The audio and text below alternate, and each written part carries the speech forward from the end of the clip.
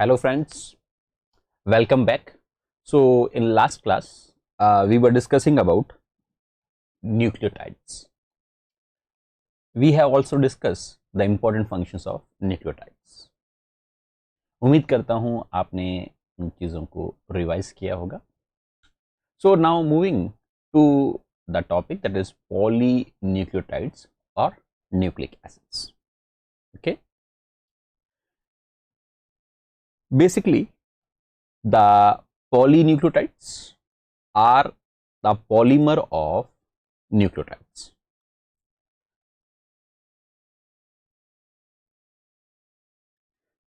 Various, for example, जैसा इस diagram में बता रखा है as shown in this diagram.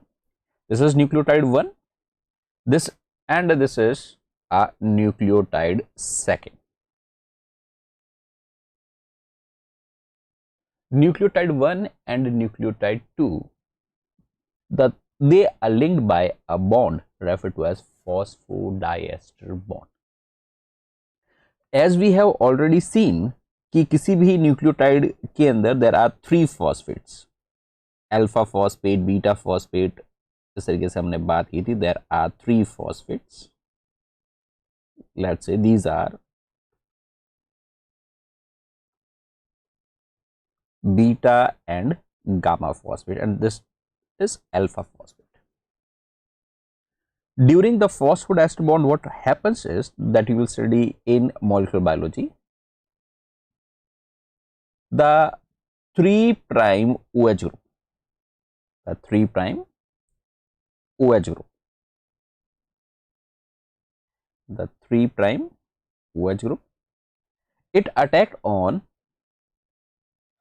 5' phosphate. इस दौरान the energy rich bond which is between alpha phosphate and beta phosphate provides an energy. That is, alpha phosphate will be a part of phosphodiester bond. जो phosphodiester bond है उसका हिस्सा कौन सा phosphate बनेगा? Alpha phosphate. जबकि beta and gamma phosphate would be released. Now since there would be a ester on both the sides, आप देख सकते हैं इस डायग्राम के अंदर कि phosphorus इधर कार्बन के साथ भी एस्टर बना रहा है और इस कार्बन के साथ भी एस्टर बना रहा है.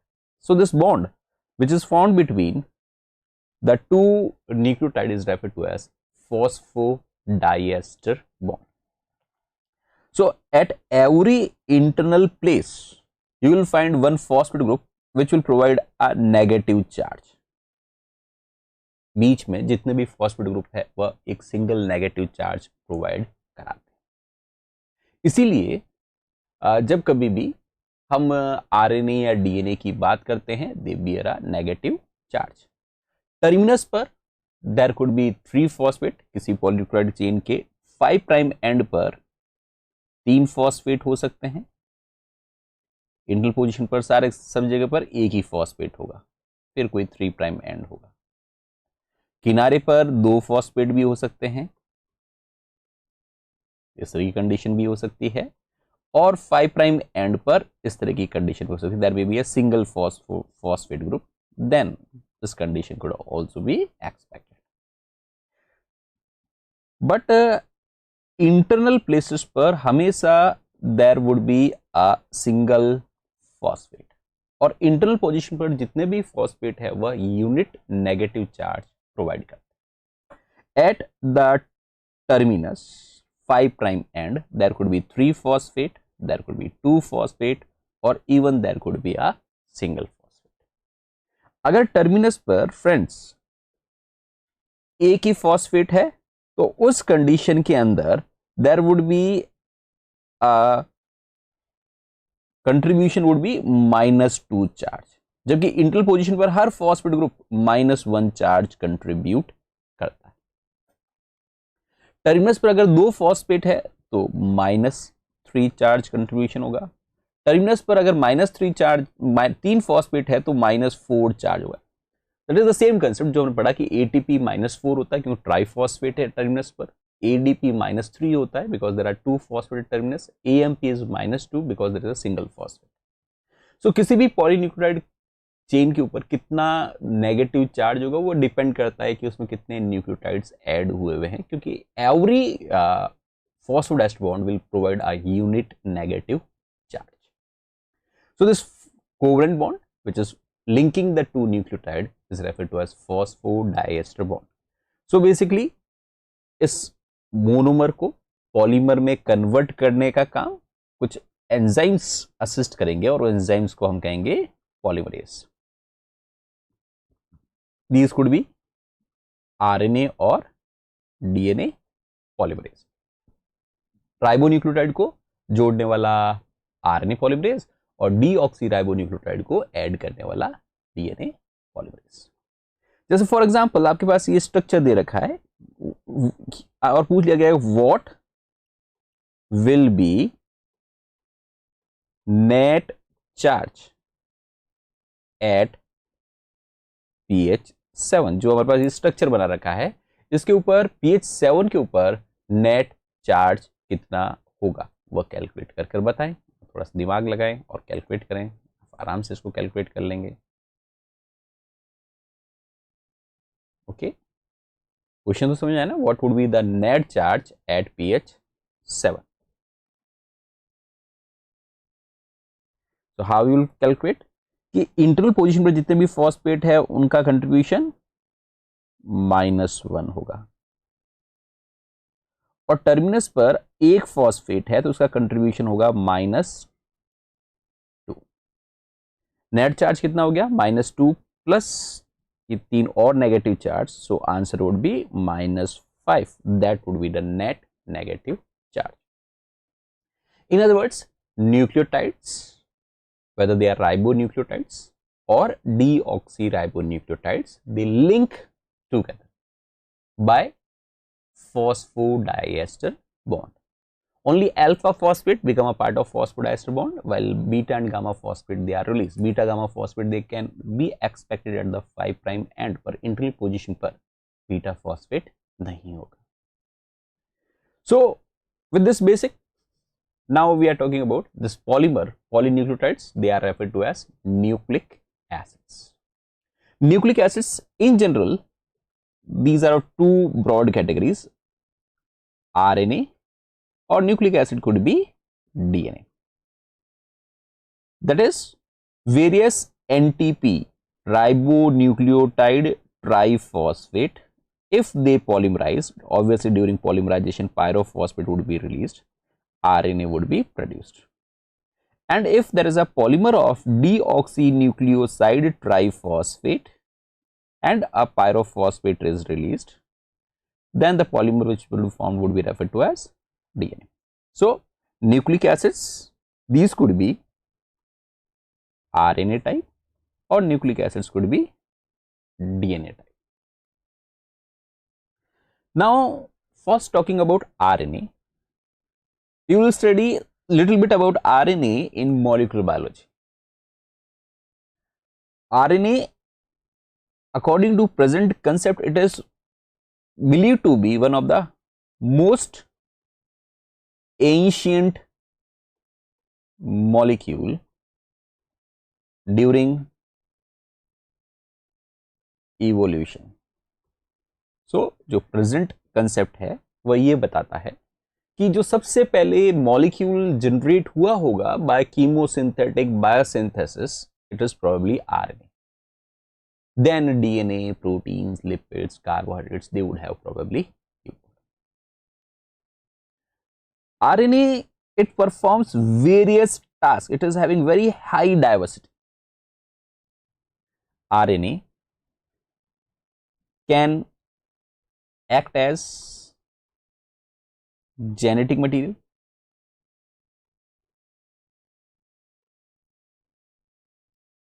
so there are various viruses where the genetic material is RNA, and it is assumed that the RNA genetic material is the ancient genetic material. Later on, due to an instability of RNA was discontinued and DNA was preferred as a genetic material. पर starting से RNA genetic material था. Evolution के दौरान RNA में क्योंकि instability थी, इसलिए ज्यादातर जगहों पर आरएनए की बजाय डीएनए को ज्यादा प्रेफर किया गया। RNA can act as enzymes, RNA खुद एंजाइम की तरह काम कर सकते हैं। And whenever they act as an enzyme, they are referred to as riboenzymes. Again, catalytic RNA were the first catalyst, biocatalyst. But later on, due to the slow speed of catalysis, limited reaction mechanisms, instability of molecule itself, favored proteinaceous enzyme to replace these RNA enzyme. शुरुआत में सारे catalytic role RNA ही करता था, पर RNA की catalyst की rate कम थी, spasticity भी कम थी, आरएनए खुद अनस्टेबल था, इसलिए आने वाले समय में जैसे जैसे प्रोटीन इवोल्व होते गए वह आरएनए की जगह लेते गए as an enzyme. So RNA, beside this, it also play various other functions.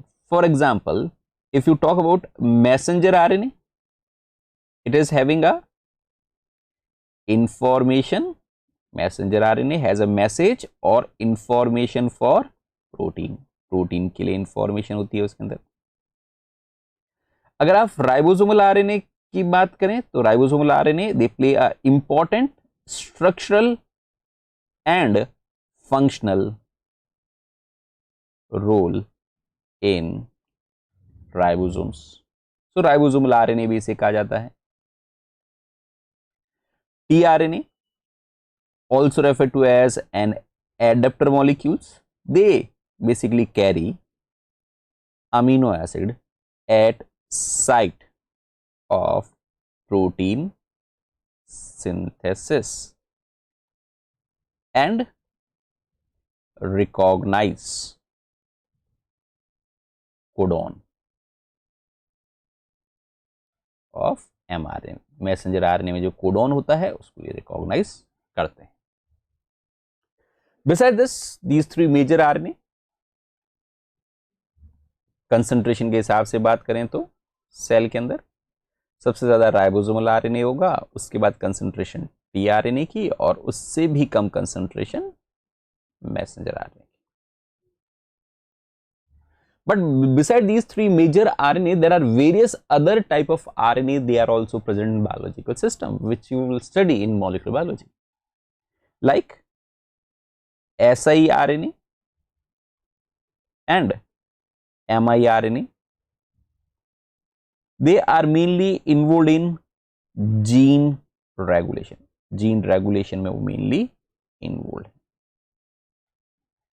Guide RNA is mainly involved in RNA editing. Small nuclear RNA is mainly involved in removal of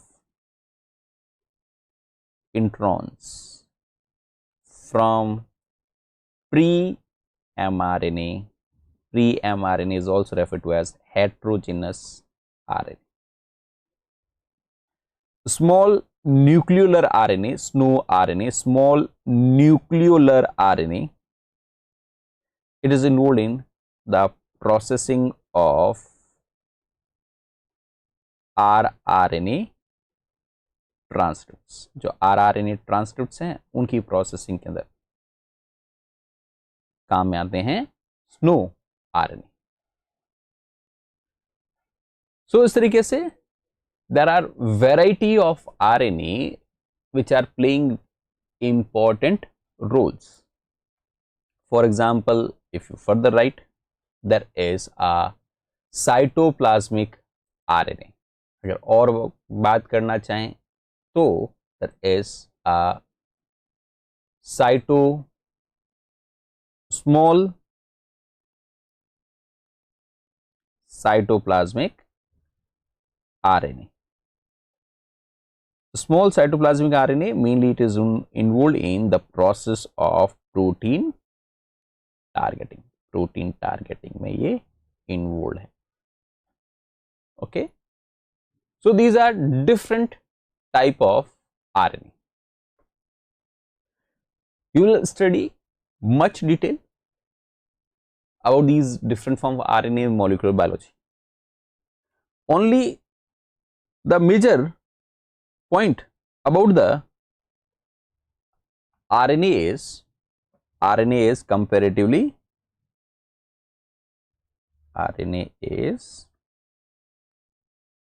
unstable molecule due to presence of free 2' OH group. So RNA की stability कम है.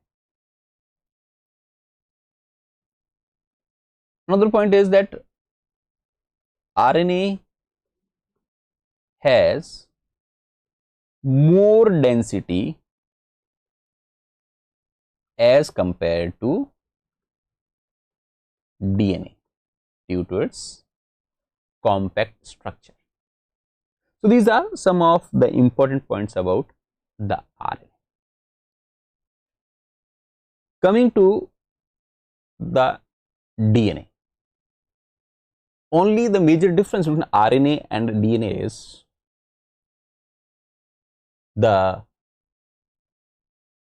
presence of deoxyribose sugar.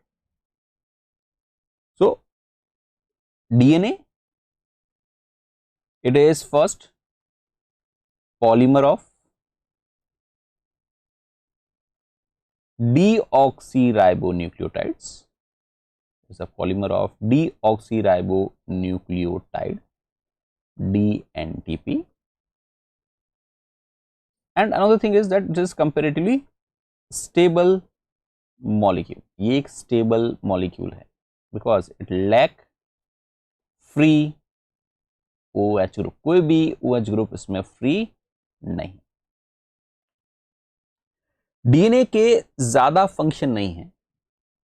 DNA is known to play one important function, and that is it act as genetic material.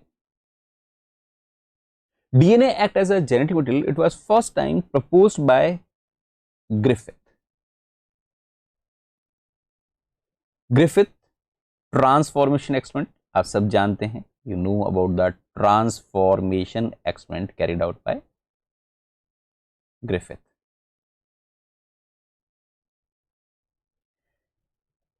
He was working on a strain of bacterial strain referred to as Streptococcus.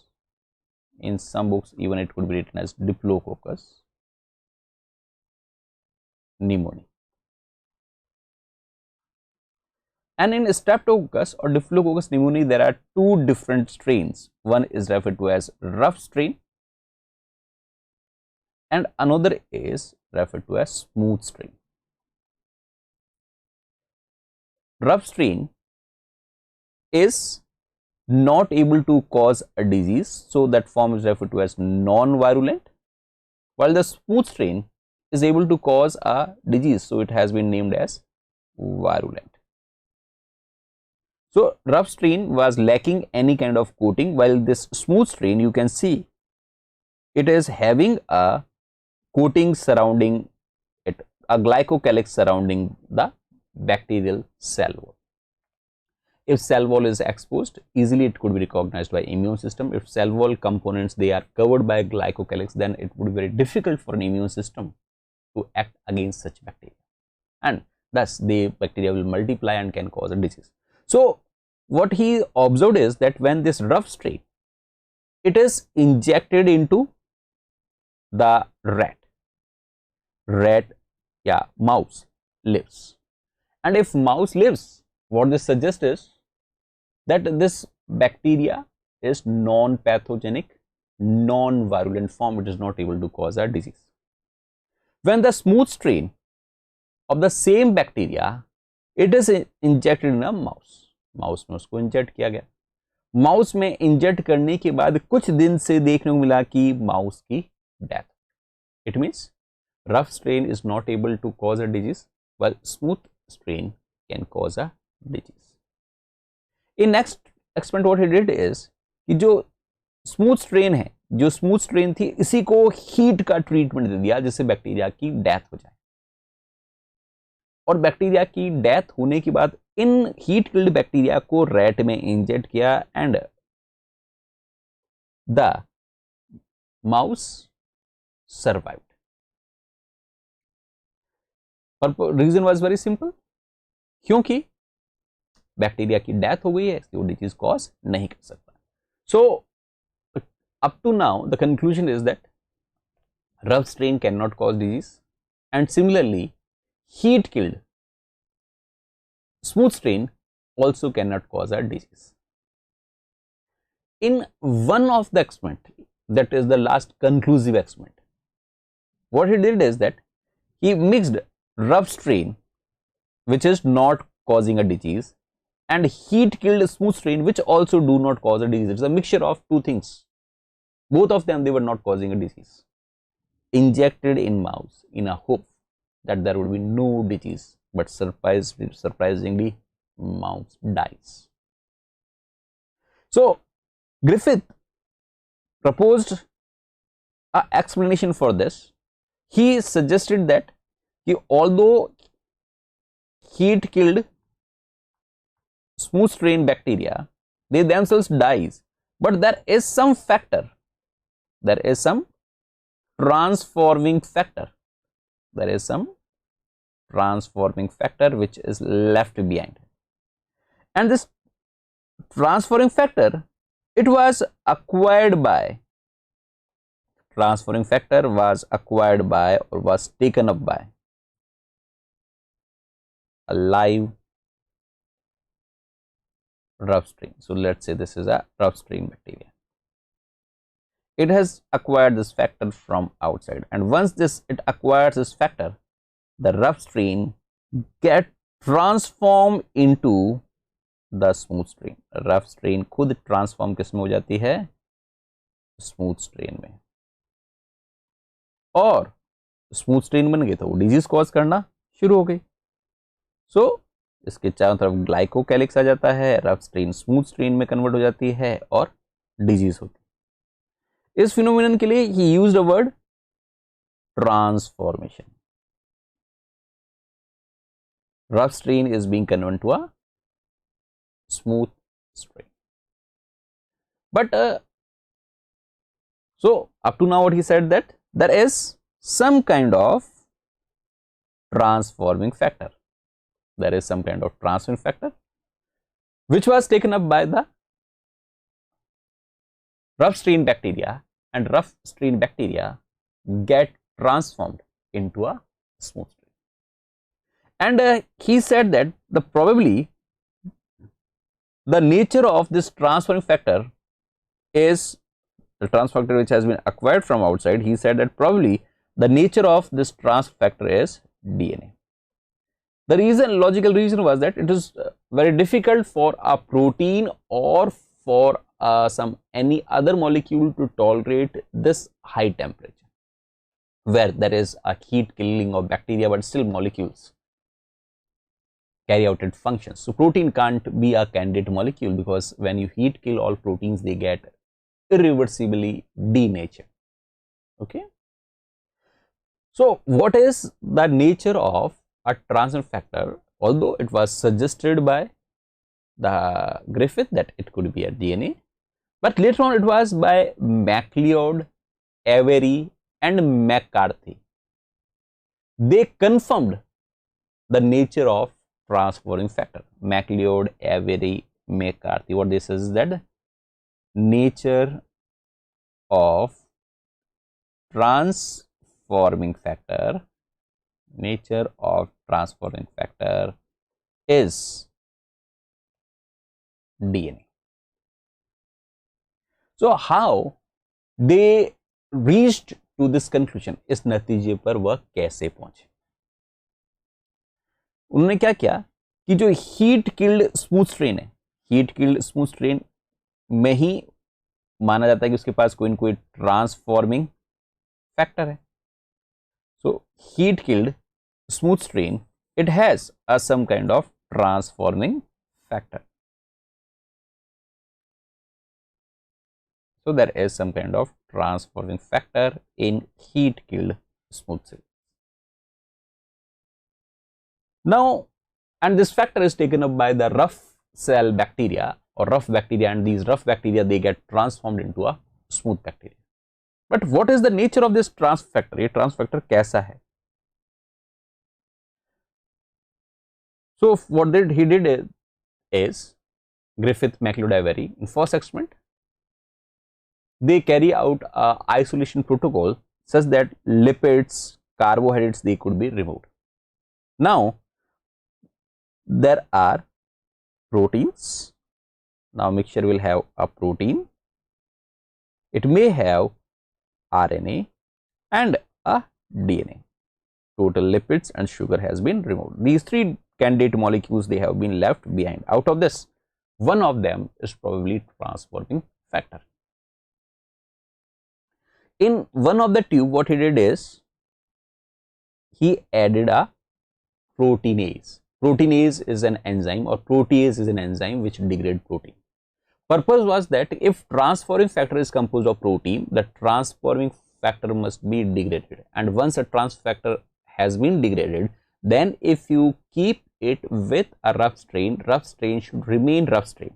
But when you add a proteinase so that no protein was there and you put it with a R strain cell, still S cell appears.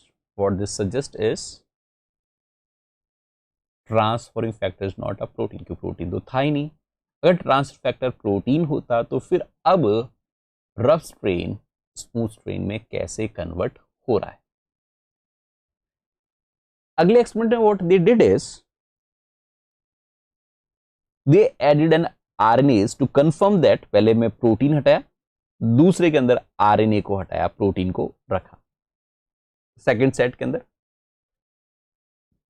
So in first experiment protein was removed, RNA, DNA would have been there. In second experiment what they did is they gave a treatment of RNA. And if RNA is transfer factor, now there should be no change. They added an rough cell, still the smooth cell appears. It means RNA is not a transforming factor. In another experiment what they did is that they kept protein, they kept the RNA, but DNA को degrade करने के लिए DNAs add किया और उसके बाद वापस rough cell को साथ में रखा. कोई स्मूथ सेल अपीयर नहीं हुए. इसका मतलब the nature of trans factor was DNA, क्योंकि डीएनए का ट्रीटमेंट देने से डीएनए डिग्रेड हो गया होगा, और अगर डीएनए डिग्रेड हो जाता है तो फिर अब ट्रांसफॉर्मेशन देखने को नहीं मिलेगा. क्लियर यहां तक बात. So this was experiment of MacLeod, Avery and McCarthy. They suggested that the rough strain bacteria acquire a fragment of DNA from the heat killed smooth strain. वह DNA जो उन्होंने बाहर से acquire किया वह rough strain के chromosome के साथ रिकम्बाइन करता है, और ऐसा होने पर उस डीएनए में इंफॉर्मेशन होती है कि वह बैक्टीरिया अपने चारों तरफ ग्लाइकोकैलिक्स का फॉर्मेशन करे, और एक बार ग्लाइकोकैलिक्स का फॉर्मेशन हो गया तो अब वह बैक्टीरिया रफ नहीं कहलाएगा, वह बैक्टीरिया स्मूथ कहलाएगा. So it was McLeod, Avery and McCarthy. They suggested that the factor responsible for the transformation, the information for transformation resides in a DNA. Another, we can say, direct experimental example is further given by Herzey and Chase. So moving to Herzey-Chase experiment.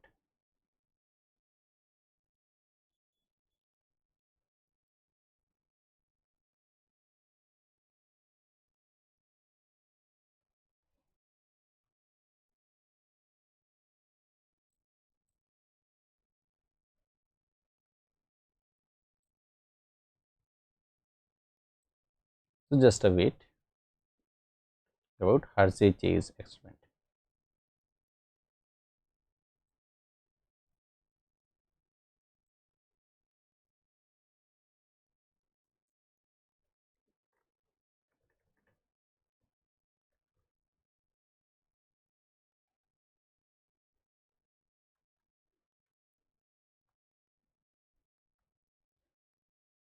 So now moving to experiment carried out by Hershey and Chase.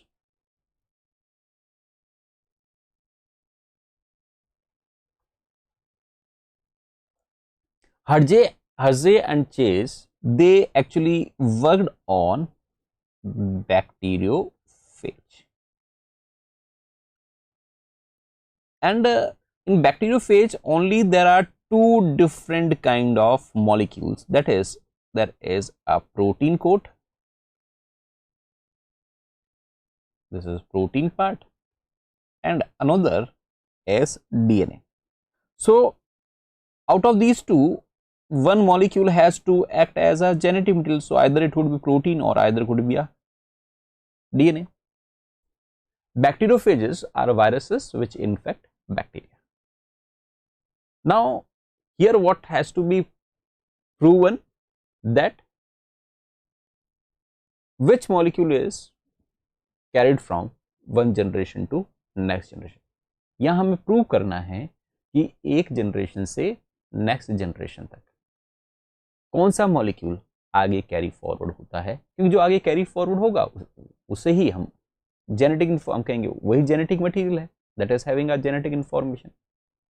So in first experiment what Hershey and Chase did is he took some bacteriophages जिनका complete जो protein coat है, आप इस diagram में देख सकते हैं, complete जो प्रोटीन कोट है इसके चारों तरफ प्रोटीन कोट को रेडियो लेबल किया.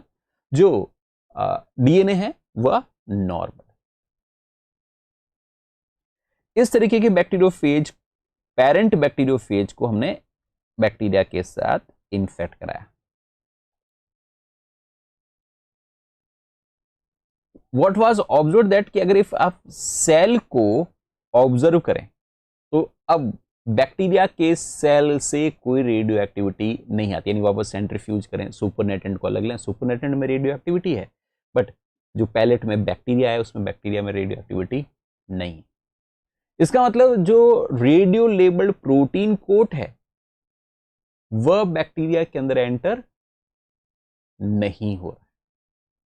जो अंदर ही एंटर नहीं हुआ वह जेनेटिक मटेरियल की तरह काम नहीं कर सकता. So no radioactive molecule enter into the bacterial cell. In another experiment what they did is कि इस बार जो फेज का डीएनए था उसको रेडियो लेबल किया, वापस बैक्टीरिया को इन्फेक्ट कराया. सेंट्रीफ्यूज करने पर पैलेट में बैक्टीरिया थे, सुपरनेटेंट में वायरसेस या वायरसेस के वह कंपोनेंट होंगे जो कि बैक्टीरिया में एंटर नहीं होंगे, उनको हटा दिया. फिर वापस बैक्टीरिया को एनालाइज किया गया, क्या बैक्टीरिया के अंदर से रेडियो एक्टिविटी आ रही है, and radio activity was observed from the bacteria. What suggest that protein is not being injected into the bacteria, the DNA is being injected into the bacteria. और सिर्फ यही नहीं, यहां से इसके बाद लाइसिस होने के बाद जो बैक्टीरियोफेज आए, इस लाइसिस होने के बाद जो बैक्टीरियोफेज आए, उन bacteriophage they were also showing a radio activity. It means the radio active DNA is being transferred from one generation to next generation. ये भी रेडियो एक्टिविटी शो कर रहे हैं. इसका मतलब radio activity is being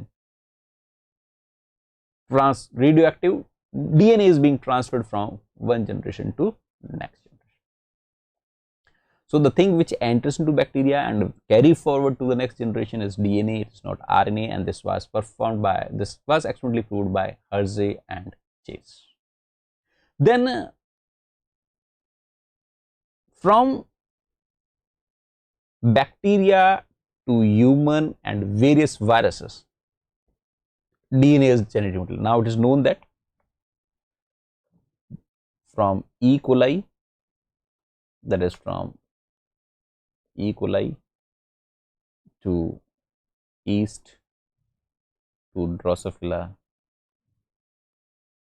to Arabidopsis, or human. The genetic material is DNA.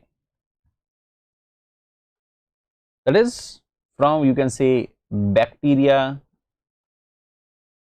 plants, fungus, and animals. All of them, they have a double stranded DNA as a genetic material. Whether they are cyanobacteria, archaeobacteria, eubacteria, all of them, they have a double stranded DNA. And even various viruses, they also have double stranded DNA as a genetic material. For example, T2 bacteriophage, you can take T2 bacteriophage का example ले सकते हैं आप, lambda phase का example ले सकते हैं, और भी कई सारे एडिनो वायरसेस का एग्जाम्पल ले सकते हैं.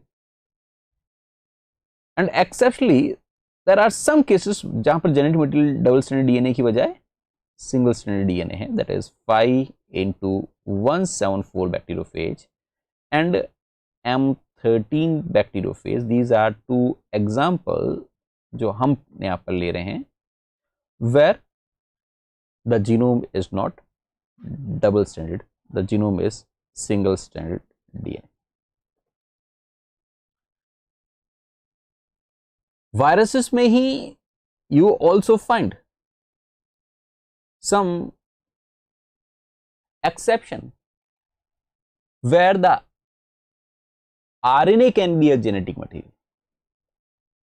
RNA can be genetic material. It was experimentally proved by Frankel, Conrad and Singer's experiment. They were working on two different viruses. One is tobacco mosaic virus.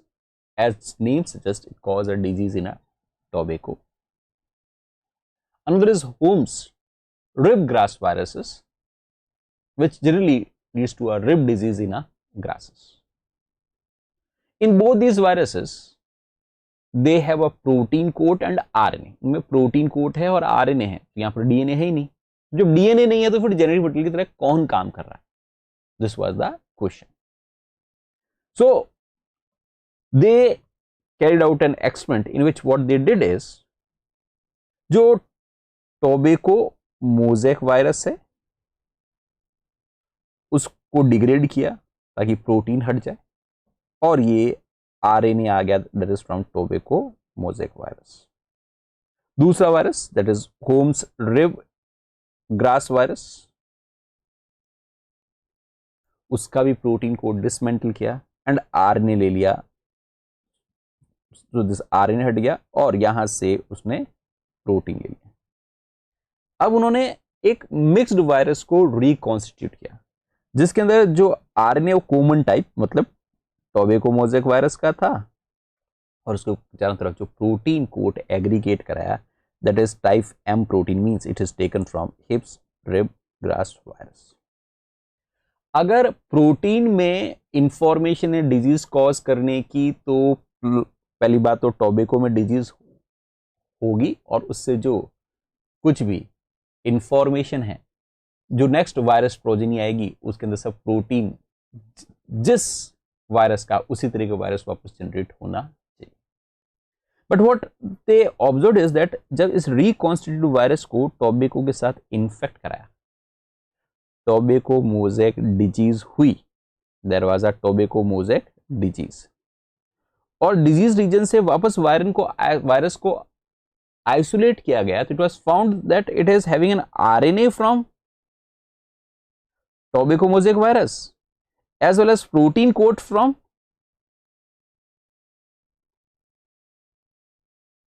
tobacco mosaic virus.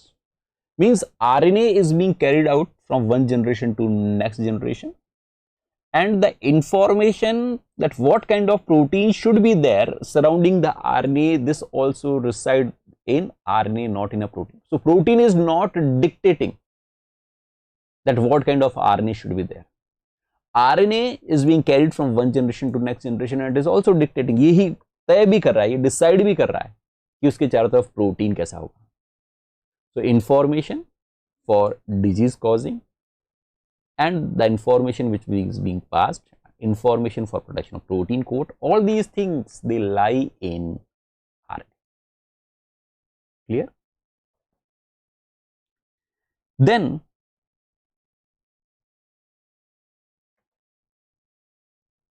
there are various examples now where the RNA is genetic material. Single stranded RNA के अगर example लेना चाहें तो आप अब तो कई सारे एग्जाम्पल ले सकते हैं. जितने इन्फ्लुएंजा वायरसेस हैं, चाहे वह सार्स है, चाहे मर्स है, चाहे कोरोना है, सब डेंजरस है. The reason is genetic material is RNA and RNA is an unstable genetic material. Even you can take an example of polio virus, you can take an example of almost all retroviruses. These are examples where the genome is single stranded RNA. There are some examples where you can find double stranded RNA as a genome, especially in Reoviridae or Reovirus family. You will find double stranded RNA as a genome. But very rarely RNA is preferred genetic material. The reason is straightforward, because RNA is unstable molecule. Okay, so this is the experiment from which it was confirmed that RNA can also be a genetic material.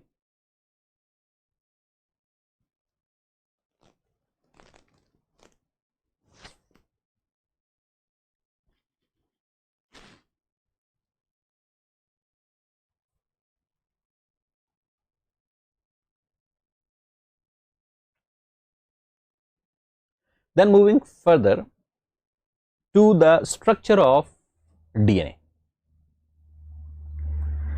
The experimental work for elucidation of DNA structure को पता करने के लिए ज्यादातर जो experimental work किया गया, जिसकी बेसिस पर आज हम डीएनए के बारे में जानते हैं, the work was done by Rosalind Franklin and she was working on in Wilkins laboratory. What she did is she obtained a X-ray diffraction of fiber form of DNA. जो fiber form of DNA है उसका X-ray diffraction pattern obtained. And using this information which was provided by Rosalind Franklin, it was Watson and Crick. They proposed molecular model to explain structure of DNA. So in a coffee shop, they took ball and sticks लिए, उनको add किया according to information which is present in the X-ray diffraction, and they reached to the conclusion about the double stranded DNA, जिसके बारे में आज हमें बहुत ज्यादा जानकारी है. Today we know a very accurate information about this structure. Although prior to Rosalind Franklin, Pauling and various other X-ray crystallographists, they try to give some in structural details about the DNA, but they were not accurate. It was first Watson and Crick who gave the most appropriate information about the structure of the DNA which occurs in a nucleus or organism. सबसे बढ़िया structure के बारे में information किसने बताई? Watson और क्रिक ने। Watson और क्रिक के मॉडल से पहले चरगफ ने एक रूल दिया था जिसने भी वॉटसन और क्रिक की काफी हेल्प की मॉलिक्यूलर मॉडल देने में। So what is the Chargaff rule? First, Chargaff rule, it is applicable only for double stranded DNA or RNA molecules. Single standard DNA या आरएनए के ऊपर इस मॉडल को अप्लाई नहीं, या इस रूल को अप्लाई नहीं किया जा सकता। What are the important points about the Chargaff rule? अगर हम उनको डिस्कस करें तो जो पहली बात चरगफ ने कही कि the base composition of DNA generally varies from one species to another species. ऐसा नहीं है कि सभी जगह पर बेस कंपोजिशन एक जैसा होगा। 4 तरह के बेसिस हैं पर उनका प्रोपोर्शन वेरी कर सकता है। फॉर एग्जाम्पल ई कोलाई के अंदर 82 जीसी रेशियो की बात करें तो लगभग 0.97 है। तो ह्यूमन के अंदर 82 जीसी का प्रोपोर्शन पता करें तो लगभग 1.53। That is comparatively more GC sequences in E. coli and more AT sequences in human. So the base composition varies from the species to species. But what he observed is that DNA samples isolated from different tissues of a same species has the same base composition. Let's say human के heart से DNA, liver से DNA, kidney से DNA, brain से DNA, leucocyte से, WBC से DNA को isolate किया जाए, उन सब के अंदर बेस कंपोजिशन सेम होगा, 80 जीसी का प्रोपोर्शन सेम होगा सभी सेल्स। तो it is not like that कि kidney cells have different base composition while liver cells they are having a different base composition within a species. So within a species all tissues or all cells they have similar base composition. Varies from species to species but within a species it is a similar in all the cells. Next observation which was made by the Chargaff is कि जो कुछ भी base composition है किसी भी species का this will not change with the time. अगर human embryonic condition के अंदर 82 जीसी रेशियो 1.53 है तो यंग स्टेज पे भी यही होगी, मींस एडल्ट स्टेज पर भी same ratio would be there and even at the old age the ratio would be also remain same. So with the time the base composition do not change.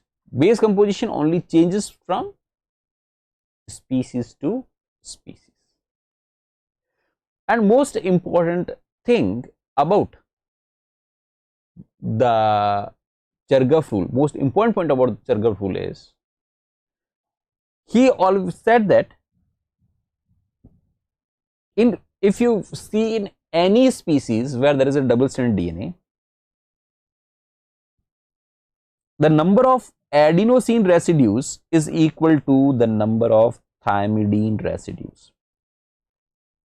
and the number of guanosine residues are equal to number of cytidine residues.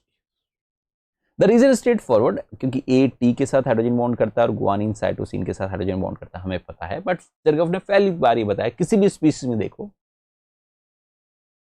82 GC ratio very कर सकता है लेकिन A के बराबर हमेशा T होंगे और G के बराबर हमेशा C होंगे अगर डबल स्ट्रैंडेड डीएनए मॉलिक्यूल है। So here we can say that A एक साइड में रखें, T दूसरी तरफ रखें, G इस साइड में रखें, C इधर की तरफ रखें, दीज वुड बी सेम। यहां से हम ये भी निकाल सकते हैं कि किसी भी स्पीशीज में देखें जितने प्यूरिन्स होंगे उतने उतने पैरामिडियंस होंगे. So purines, because they always carry out hydrogen bonding with some kind of pyrimidines, जितने purines होंगे उतने उतने pyrimidines देखने को मिलेंगे. That is about the Chergaff rule. Then this information definitely helped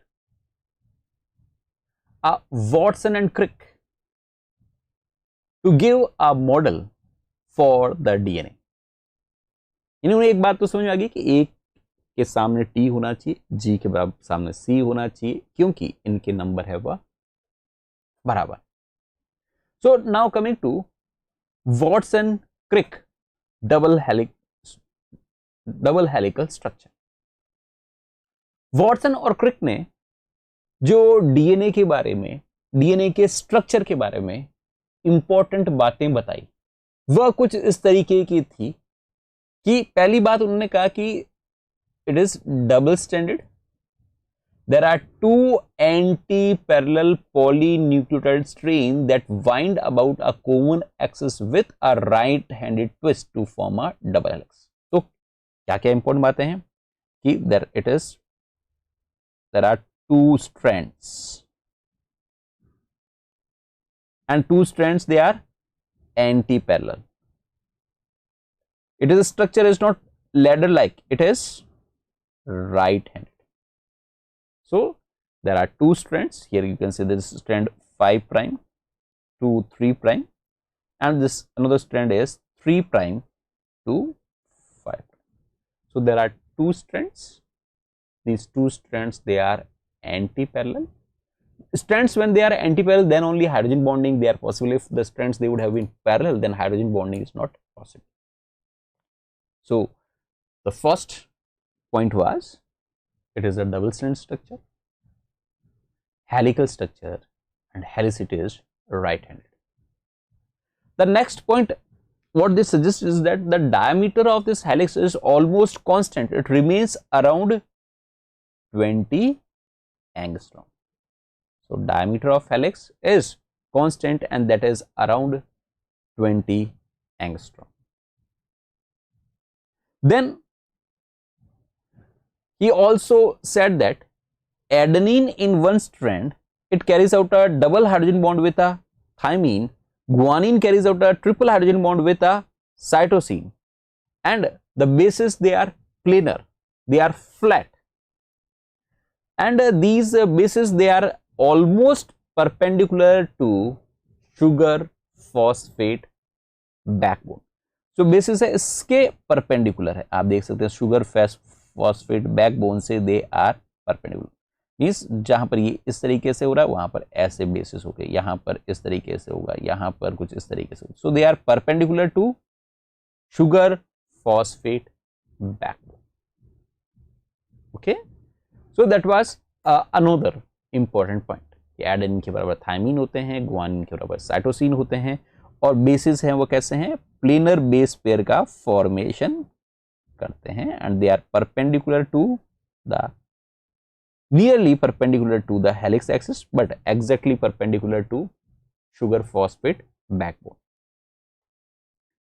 Then एक हेलिक्स के अंदर there are around 10.5 base pairs, so there are 10.5 base pair per turn, means पूरा एक 360 डिग्री टर्न लेने पर लगभग 10.5 बेस पेयर देखने को मिलते हैं, ऑलमोस्ट 36 डिग्री के आसपास एक हेलिक्स और एक न्यूक्लियोटाइड से दूसरे न्यूक्लियोटाइड के बीच में एंगल है, और 360 degree around 10 base pair, more around 10.5 base pair they are required. Then next point what they proposed is the height of helix. The height of helix is one helix where complete 360-degree turn occur, and height of helix is 36 angstrom. The distance between base pairs is around 3.4 angstrom. So 3.4 into 10.5 will come out to be around 36 angstrom. So a helix height is 36 angstrom and the distance between two base pairs is 3.4 angstrom. Then another important point is this helical structure has one major groove and another minor groove. Major groove and minor groove are the places from where the bases they are available, from where the large number of bases they are available, accessible. This is referred to as major groove.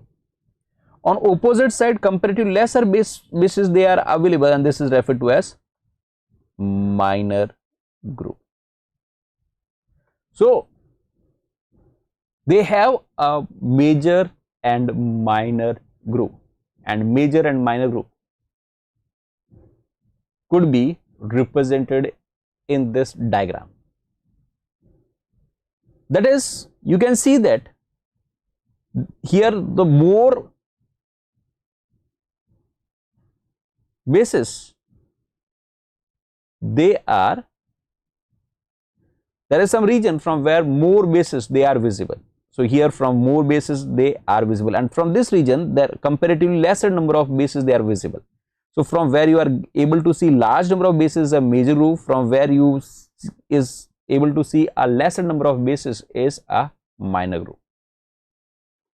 So one is major groove. Major groove is the front side from where comparatively large number of bases is being visualized.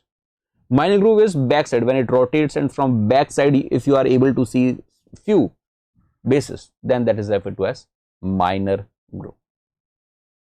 Okay. Most of the proteins they bind to major and minor grooves. Most of DNA binding proteins, they interact through major grooves,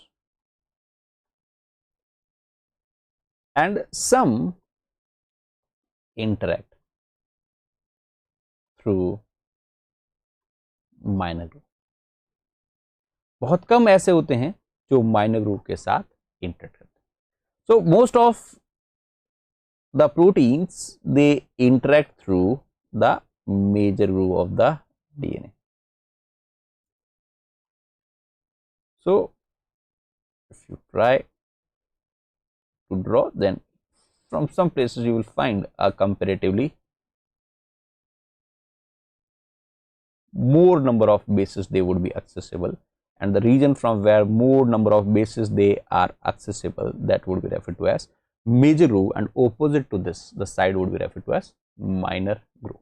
The opposite side, which is visible from this side, would be referred to as minor groove.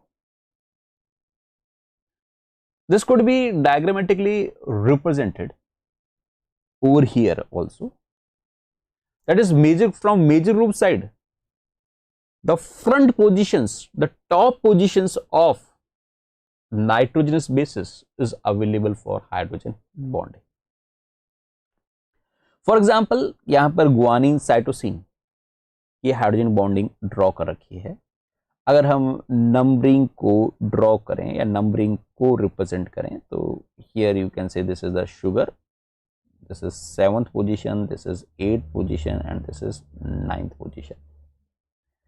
Then this is the structure of guanine, means it is the first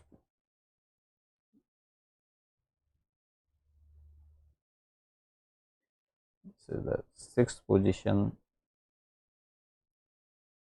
this is the first position, this is 2nd position, this is 3rd position, this is 4th position, this is 5th position. this is first, this is second, this is third, fourth, fifth, and sixth.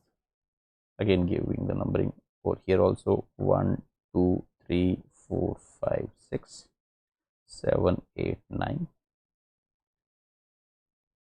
1, 2, 3, 4, 5, 6. So, the groups which are available for hydrogen bonding for a protein from major group include nitrogen 7, which could act as a hydrogen acceptor. O6, it has 2 lone pairs, 1 lone pair is still free. Then it has a, this is from guanosine side, from cytosine side you are getting a N4, and N4 basically it is acting as a hydrogen donor. Similarly, for the major group of adenine thymine, you are getting a N7 and N6, where N7 is acting as a acceptor, N6 is acting as a donor, and on this side you are getting a O4, which is obviously acting as a acceptor.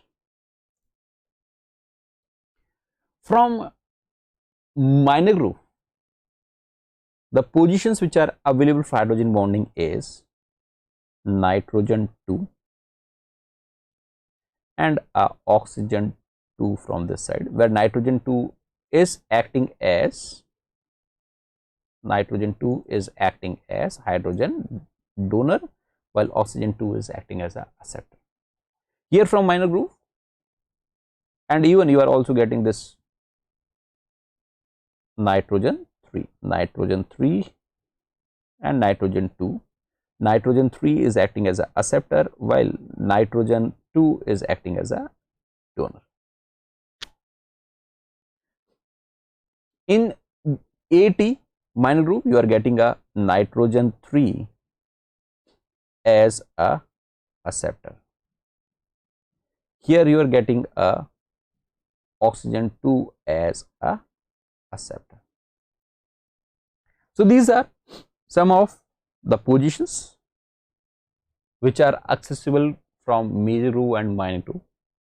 Draw this diagram. This is important क्योंकि direct exam में ये question पूछा जा सकता है कि इनमें से कौन कौन सी पोजीशन मेजर ग्रुप से दिखाई देती है और कौन सी पोजीशन माइनर ग्रुप से दिखाई देती है. Direct question could be asked. So please draw this diagram.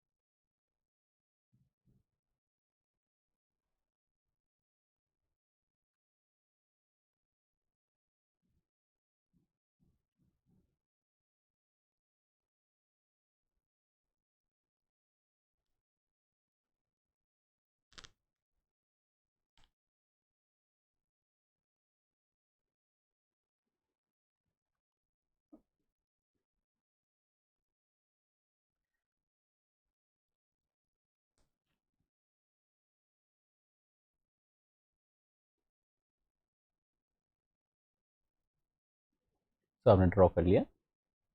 Okay, कुछ पीछे बच रहा तो बाद में ड्रॉ कर लीजिएगा. Moving further,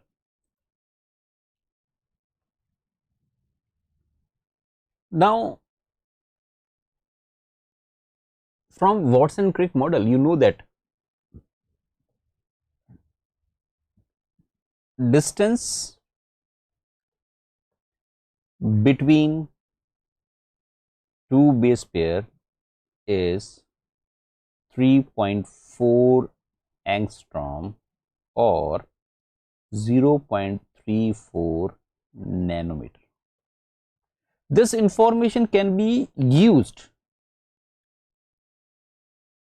for estimating the length of a genome. For example, if someone asks you what would be the total length of human genome, for this you must know that what is the size of human genome. So for the human genome size is, let's say, 3 into 10 to the power 9 base pair. So this is the human genome size. You can also say that it is a C value, size or C value, chromosomal value. What would be its length in a meters? So we know that the distance between the base pair is 3.4 angstrom or 0.34 nanometer. So what you can do is 3 into 10 to the power 9 base pair की जगह पर हम लिख सकते हैं 3.4 angstrom, or you can write it like this: 3 into 10 to the power 9 3.4 angstrom का मतलब होता है 10 raised to minus 10 meter, or you can say that 3 into 3.4 will come out to be approximately 10.2. This is plus 9, this is minus 9, you will get 10 raised to minus 1 meter. That would be equivalent to 1.02 meter. So this is the total length of human genome. And if someone asks you the total length of DNA in human cell nucleus, तो हम क्या करेंगे कि हमें पता है कि human है वह डिप्लॉयड है, और डिप्लॉयड है इसका मतलब there would be two copies of genome and size of, or more accurately, length of each genome. Length of genome is approximately 1.02 meter. So total, if there are two copies, then it will be 2.04 meter of DNA in nucleus. Okay, so इस तरीके से हम DNA की length के बारे में information दे सकते हैं. वहां पर एक सिंपल सा कंसेप्ट हमारे काम आता है, the distance between two base pair is 3.4 angstrom.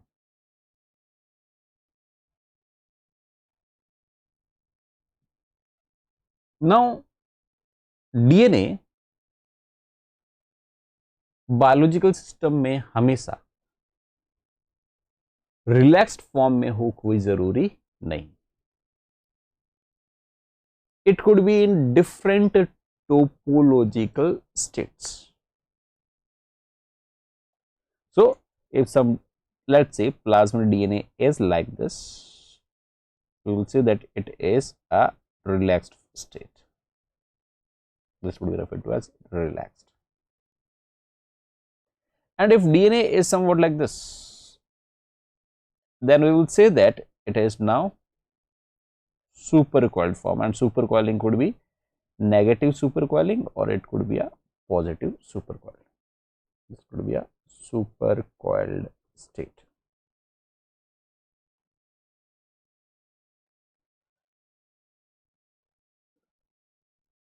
Now this, what should happen is that normally each 10.5 base pair or 10 base pair must have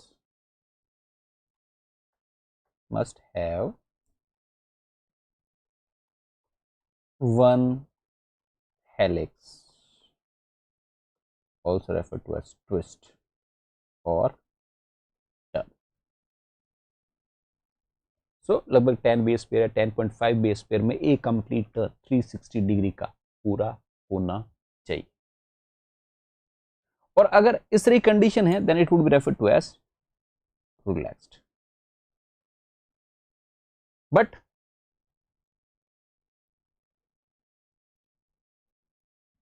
the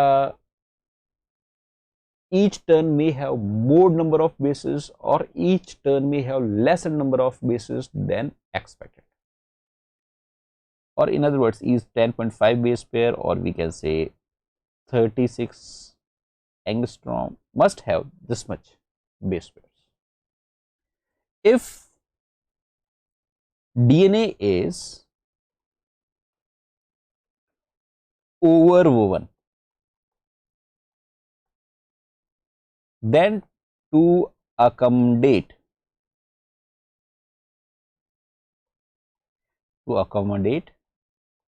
there is positive supercoiling। यानी अगर लगभग मान लें कि कोई DNA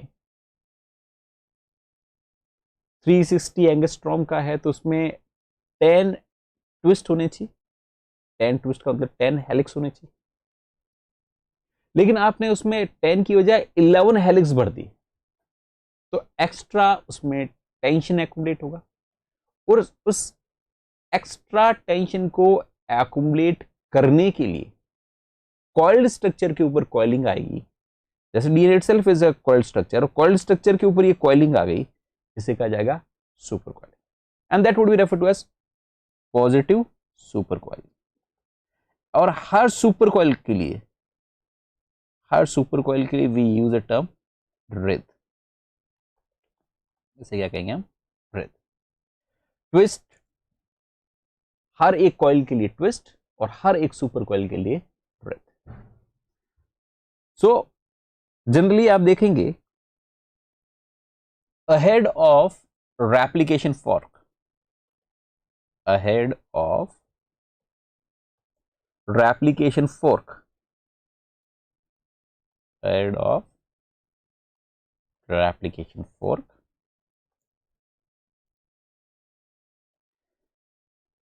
there is a positively supercoiled DNA. Generally positively supercoiled DNA inhibit replication process. Replication and transcription both are not favorable. Then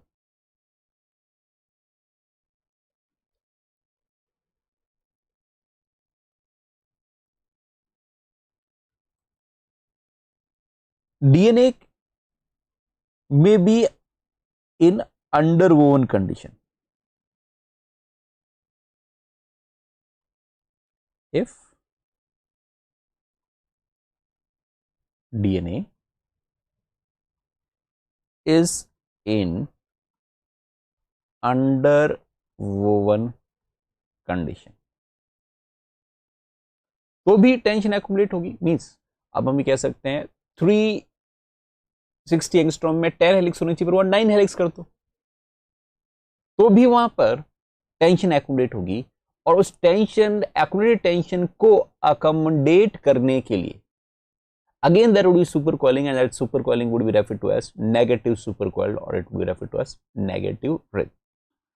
Then if DNA is underwoven, then there is negative supercoil या wreath.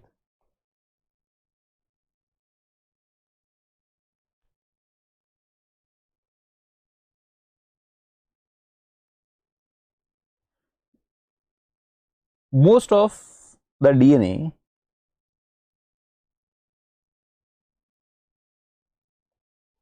most of genomic DNA is kept in negatively supercoiled form, as this particular form facilitates the replication and the transcription process. replication और transcription दोनों ही process को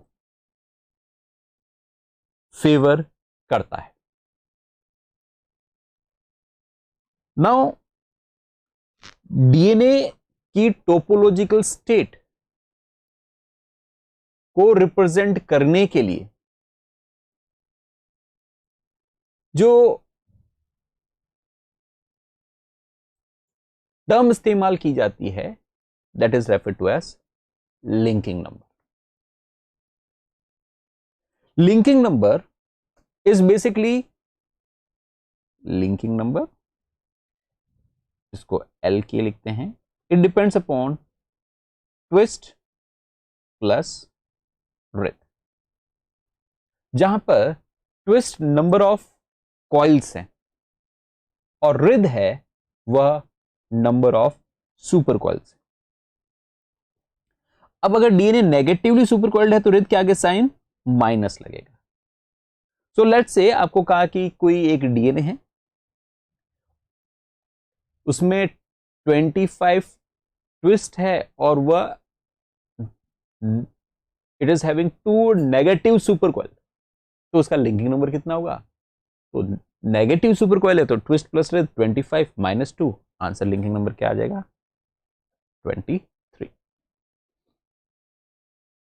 तो इस तरीके से हम अगर पॉजिटिवली सुपर कॉइल्ड होता तो ट्विस्ट के अंदर wreath को ऐड करते, नेगेटिवली सुपर कॉइल्ड है तो ट्विस्ट के अंदर wreath को डिडक्ट करेंगे.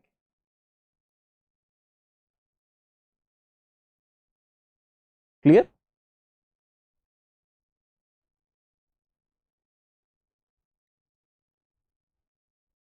Then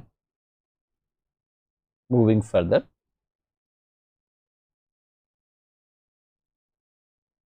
the stability of DNA, it depends upon variety of factors. One of the major factor जो DNA की stability को decide करता है that is the hydrogen. Major stabilizing factor is hydrogen bonds. That is G and C, it has a triple bond. It has a triple hydrogen bond. While A and T, they are having a only double hydrogen bond. So that's why we generally say that GC rich DNA is more stable as compared to AT rich DNA. तो major factor जो decide करता है that is the hydrogen bonds. Another जो DNA को stabilise करने का काम करता है that is salts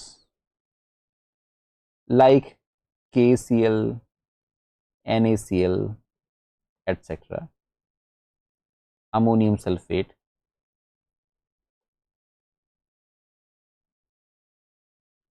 which provides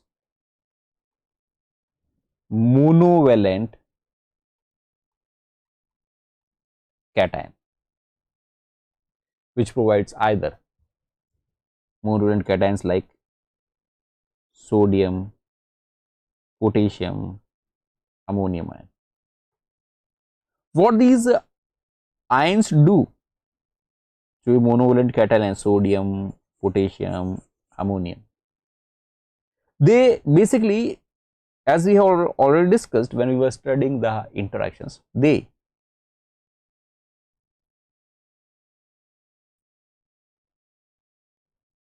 shield repulsive negative charge of phosphate backbone of phosphate backbone of DNA strands. तो डीएनए के अंदर, जैसे हम पहले भी बात कर चुके हैं, डीएनए के अंदर there are negative charge on this side, negative charge on this side, which is carrying out repulsion. So इस रिपल्शन को न्यूट्रलाइज किया जा सकता है by binding to some monovalent like sodium ion. If it start interacting with this negative charge, somehow it could be shielded or it could be reduced. So hydrogen bonding तो उसको stabilize कर ही रही है. Hydrogen bonding is there, which is carrying out a, which is providing, which is one of the major stabilizing interaction. So beside hydrogen bonding is no doubt there, but beside hydrogen bonding there are also some repulsive forces, and in repulsive forces को neutralise करने का काम कोई monovalent cation है वह करता है. Then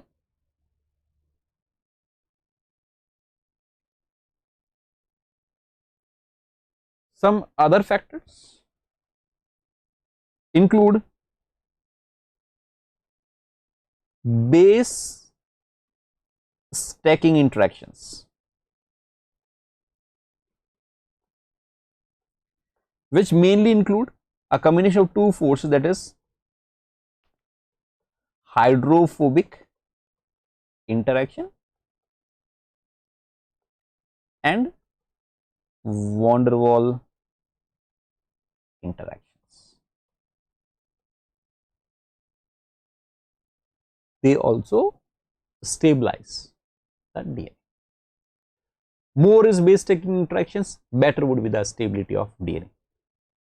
generally जब प्यूरिन एक दूसरे के साथ कंटिन्यूअस सेम स्ट्रैंड होता है, जी जी जी ए जी जी, तो स्टैकिंग बेटर होती है, स्टेबिलिटी ज्यादा आएगी as compare to there is one purine, then there is a pyrimidine, again there is a purine, then there is a pyrimidine.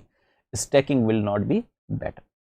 Hydrogen bonds, they are responsible for holding the two different strands, while the stability within a one strand, it is provided by base stacking. So within a strand, the stability is provided by base stacking. Between the two strands, which is holding the double stranded DNA structure, then double stranded DNA structure is stabilized by hydrogen bonding. And here we can also mention some destabilizing factors. Destabilizers, these include, first you can keep over here is high temperature will destabilize the structure of DNA. Then various denaturing agents,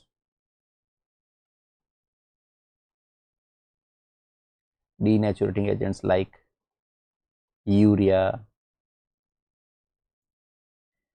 formamide, etc. They also destabilize the DNA. Even you can put over here, if the DNA is having more mismatch, that will also destabilize the DNA. So, high temperature, denaturing agents, various mismatch, strong acidic or alkaline conditions. These all factors, they destabilize the DNA. Strong acidic या alkaline condition, there is a protonation or a deprotonation of nitrogenous bases, due to which their stability, interactions and stability is influenced. Why influence हो जाती? So these are some of the factors which are responsible for stability, and we have also discussed some factors which are some most common factors which destabilize the structure of double stranded DNA. Then DNA may have different type of conformations. Some well known conformation of the DNA are A form, B form and Z form. These different conformations of the DNA, basically they are due to rotation around 7 different bonds. So rotation around these 7 different bonds, they may allow our DNA to adopt a different conformations, and major conformations are A, B and Z. The important bonds within a main phosphate sugar backbone where rotation is allowed, that is, this is a phosphodiester bond of, let's say, one nucleotide, and this is a phosphodiester bond which is starting for a second nucleotide. This is one nucleotide unit from phosphodiester bond to phosphodiester bond. The important bonds are alpha, this is between phosphate and oxygen, beta, which is between oxygen and carbon 5, gamma, which is between carbon 5 and carbon 4, delta, which is between carbon 4 and carbon 3, epsilon, which is between a carbon 3 and oxygen 3, then zeta, which is between oxygen and another phosphate of a phosphorus bond. So main chain में कितने bonds आ गए? 1 2 3 4 5 6. Another bond जिस पर rotation है, कल भी हम बात कर चुके हैं, 7th इज काई बॉन्ड या ग्लाइकोसाइडिक बॉन्ड. सो इतना ही हम याद रख लें तो बहुत है कि जो डीएनए डिफरेंट कन्फॉर्मेशंस एडॉप्ट कर सकता है, that is due to the rotation around 7 different bonds, and 3 major conformations which are adopted by the DNA are A form, B form and Z form. Now moving to the rotation around chi bond, that is glycosidic bond. Glycosidic bond पर generally 2 ही तरीके के rotation है वो possible है, that is syn and anti. So glycosidic bond they have only 1 or 2 stable positions, that could be either anti, and some cases beside anti even there could be a sin.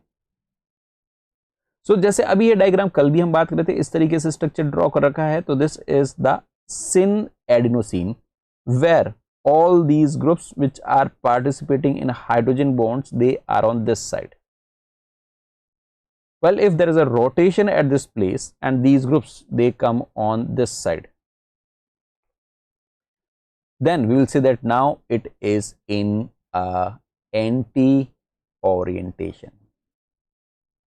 This is now in anti orientation. So adenosine could be in a syn orientation, it could be in anti orientation. Similarly, cytidine here also by rotation these groups they come toward the helix so that they can participate in hydrogen bonding. This is the anti. That is, here we can write down one important thing is that in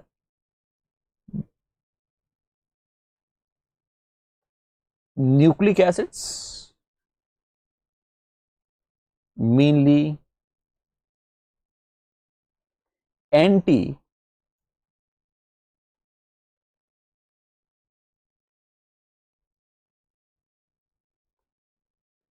conformation is favored.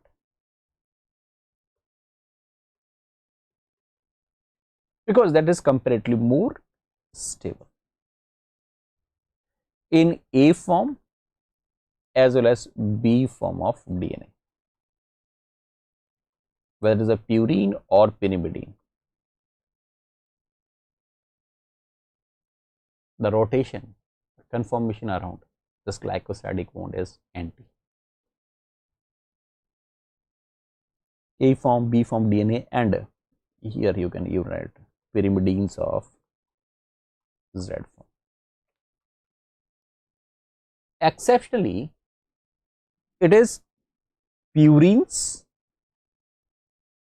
in Z form of DNA, purines in Z form of DNA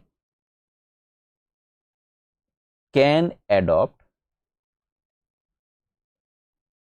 stable syn configuration. So purines वो भी किसमें, Z form में. Exceptionally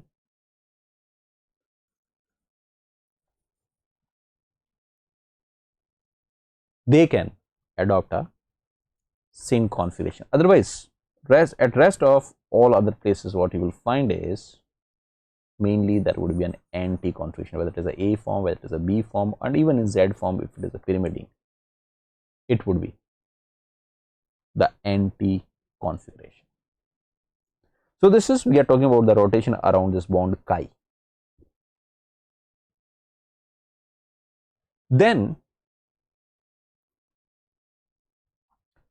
moving further, the sugars which is present in these nucleic acids, sugars, whether they are sugars could be either ribose or these could be deoxyribose. These sugars, they first provide optical activity to RNA or DNA. And second important thing is that these sugars, they are not planar structure, जबकि जो nitrogenous bases है वो planar है, plane flat structure नहीं. This is not a planar structure, mainly it forms adopt a half chair conformation.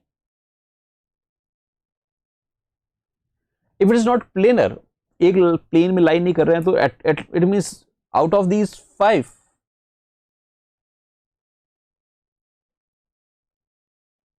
4 carbons they are in ring, and this is the 5th carbon. These are the different carbons. So if it is not a planar, means some position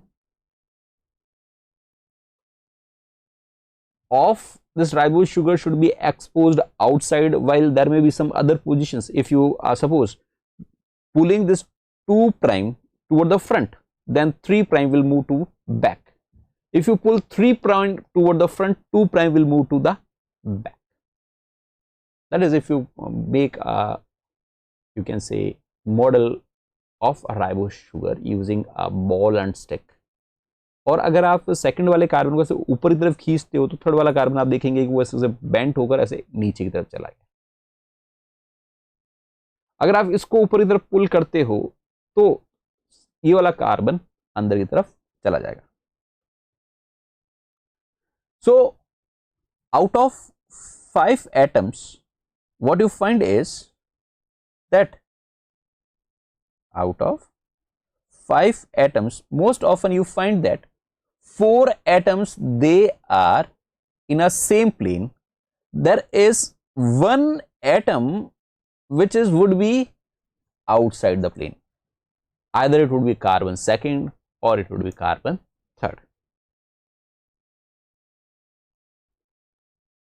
Now अगर जिस carbon की हम बात कर रहे हैं, जिधर की तरफ C5 कार्बन है उधर की तरफ ही एक कोई कार्बन बाहर की तरफ एक्सपोज, जिधर फिफ्थ कार्बन आ रहा है उधर तरफ वो वाला कार्बन भी आउटसाइड द रिंग जा रहा है, तो इसे एंडो कन्फॉर्मेशन कहा जाएगा। सी वाला 5 कार्बन इधर की तरफ आ रहा है आउटसाइड द प्लेन, तो जो C3 है या कोई भी कार्बन उसके ऑपोजिट साइड में आउटसाइड द प्लेन जा रहा है, तो उसे एक्सो कहा जाएगा। So in endo conformation the out of plane atom is on same side of the ring as that of carbon 5, while in exo conformation out of plane atom is in opposite side to ring of C5 atom. So conformations could be endo or conformations could be exo, endo या exo conformation हो सकते। So basically this endo या एक्सो conformation, जिसको हम sugar पकरिंग कह रहे हैं, this is referred to as ribose puckering, sugar puckering, and it basically will decide the relative position of a phosphodiester bond.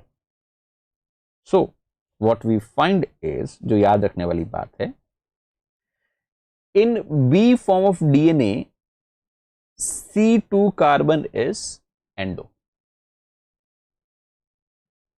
C2 is on the same side of fifth carbon, while C3 is exo, it is outside the plane opposite to fifth carbon. While in case of A form, the condition is almost open in a A form DNA and double strand RNA. Condition is opposite, means C3 is endo and C2 is exo. These are sugar packing is a major criteria on which A, B, Z form they are represented. In Z form of DNA, all purines they have a C3 endo, while in pyrimidines they have a C2 endo. Note down these points, they are very important. बार बार इन्हीं चीजों से question पूछा जाता है क्योंकि major determining factor है ए, B और Z के लिए। Sugar puckering is very important.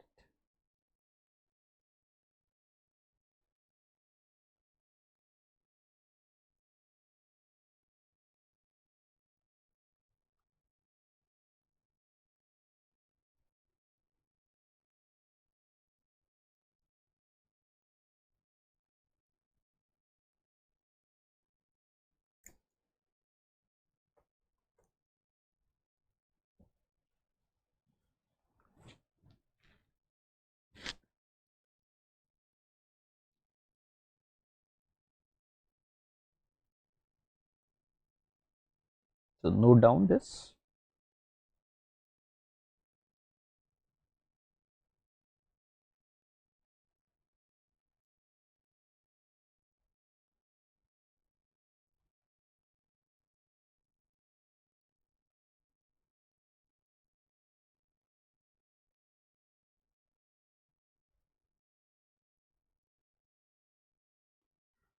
Moving further. So with this information, now we can talk about the different conformation of DNA. We have already discussed about the B form DNA. The important points about the A form of DNA is, first, the B form of DNA,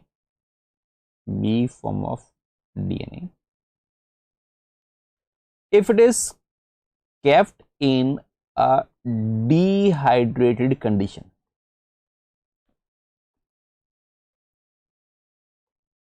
if it is placed in dehydrated conditions, means where there is a low water and you can put, let's say, high salt concentration, then the DNA which is in B form DNA, it could be converted to an A form of DNA. Concentration of salt which is required to convert a B form of DNA into a A form of DNA is very high, and it is believed that कि naturally कहीं पर भी ए form DNA exist नहीं करता है, क्योंकि जो ए form DNA के लिए सॉल्ट की कंसंट्रेशन चाहिए वो कहीं पर भी फुलफिल नहीं होती. इट वाज इनिशियली जो डीएनए के एक्सरे क्रिस्टलोग्राफी कर रहे थे तो वो डीएनए को क्रिस्टलाइज कर रहे थे, और डीएनए को क्रिस्टलाइज करने के लिए सॉल्ट की कंसंट्रेशन बहुत ज्यादा इस्तेमाल करनी पड़ रही थी, और सॉल्ट की कंसंट्रेशन ज्यादा इस्तेमाल करने के बाद क्रिस्टलाइज्ड डीएनए का स्ट्रक्चर आप देखोगे तो वो ए फॉर्म डीएनए जैसा था. Model, first model would have been propose, जैसे ए फॉर्म कहा गया. लेटर ऑन ये तो जैसा हमने स्टार्टिंग में कहा, रोजलिन फ्रैंकलिन ने डीएनए को क्रिस्टलाइज करने की वजह डायरेक्ट जो फाइबर फॉर्म ऑफ डीएनए है उसकी एक्सरे क्रिस्टलोग्राफी की, जिससे हमें पता चला, जिसके लिए हमें बहुत ज्यादा सॉल्ट ट्रीटमेंट देने की जरूरत नहीं पड़ी, और हमें पता चला कि जो डीएनए का स्ट्रक्चर बायोलॉजिकल सिस्टम में होता है वो ए फॉर्म नहीं है, it is a B form. So naturally you will find somewhere a A form of DNA. This is somewhat unexpected. इसकी उम्मीद नहीं की जाती. लेकिन जहां कहीं पर भी डबल स्ट्रैंडेड आरएनए है,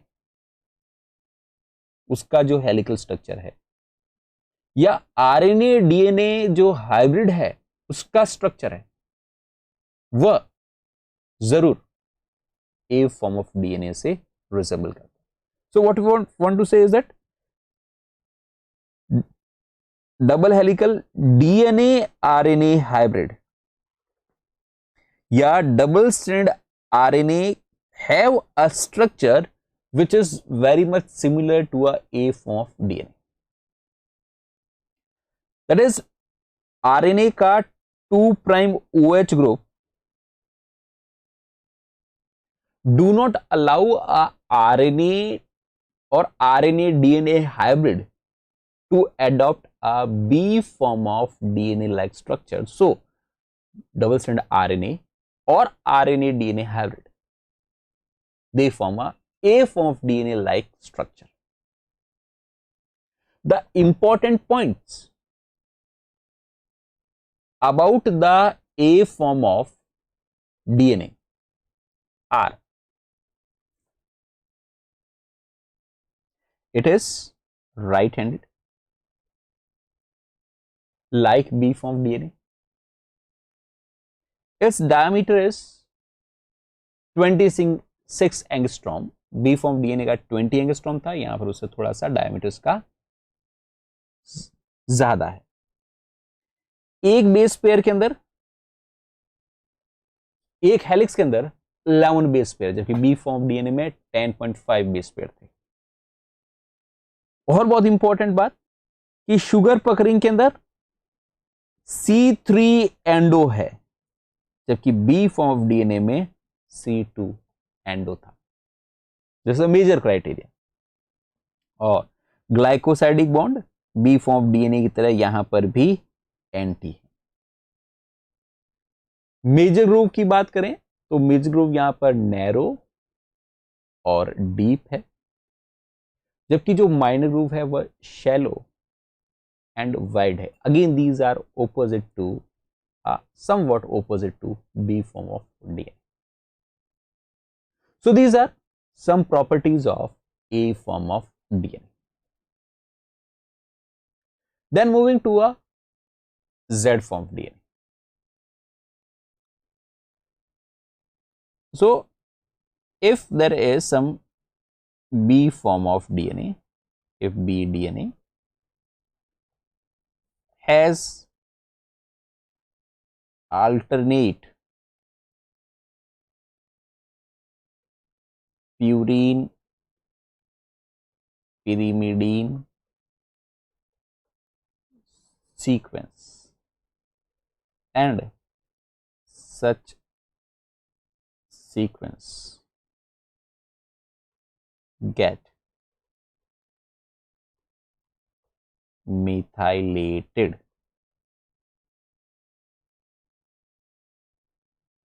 So if there somewhere, if there is an alternate purine pyrimidine sequence and if such sequence get methylated, then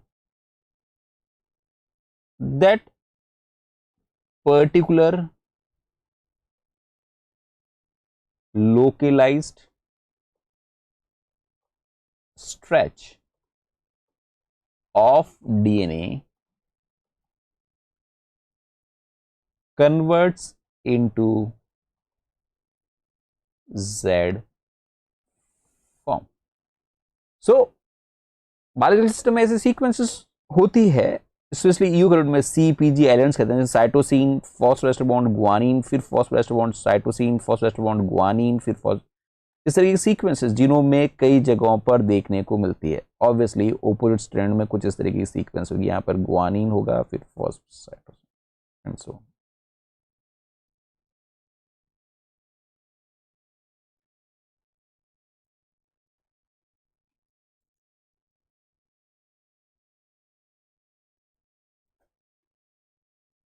So these are referred to as CpG islands, which is quite common in eukaryotic system, often present in near vicinity of genes. And if such sequences get methylated at, let's say, cytosine residue, ऐसी sequences अगर cytosine residues पर methylate हो जाए तो हम कह रहे हैं ये पर्टिकुलर पैच बी फॉर्म से जेड फॉर्म में कन्वर्ट हो जाए. सो कुछ इंपॉर्टेंट बात है जो जेड फॉर्म ऑफ डीएनए के ऊपर अप्लाई होती है. This include Z form of DNA is left handed. The diameter of Z form DNA is much lesser, it is 18 angstrom. One helix is having 12 base pairs.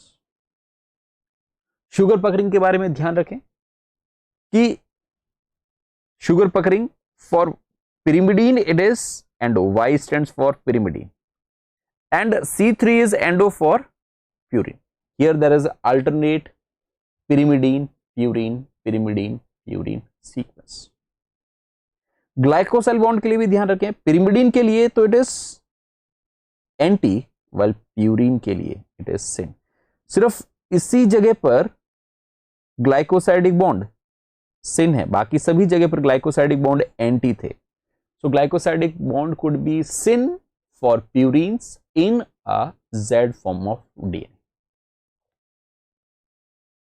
Here major groove is very wide and shallow. Minor groove is very narrow and deep. So these are some of the important features of Z form of DNA. So naturally Z form DNA is very rare, but there are few examples, especially during gene regulations. If CpG islands they get methylated, that particular stretch of DNA may have a different kind of conformation referred to as Z form. So this is the table which is highlighting the major differences between A form, B form and Z form of DNA.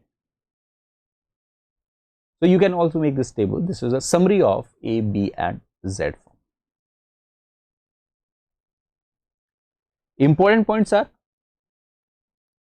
helical sense. A form is right handed, B form is also right handed, but Z form is left handed.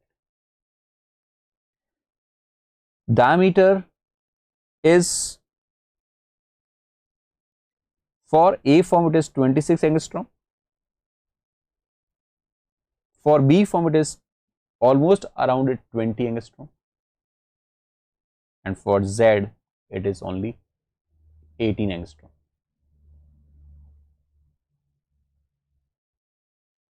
A form has 11 base pair, B form has 10.5 base pair, Z form has 12 base pair. Helix rise per base pair is not important, base tilt is also not important. Sugar puckering is again very important. Sugar puckering is again important.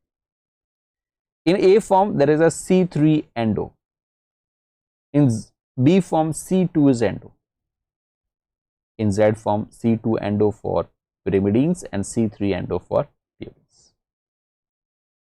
This glycosyl bond formation is also very important. It is anti in both A form and B form, but it is anti for pyrimidine and syn for purines in Z form DNA. There is a major groove and minor groove.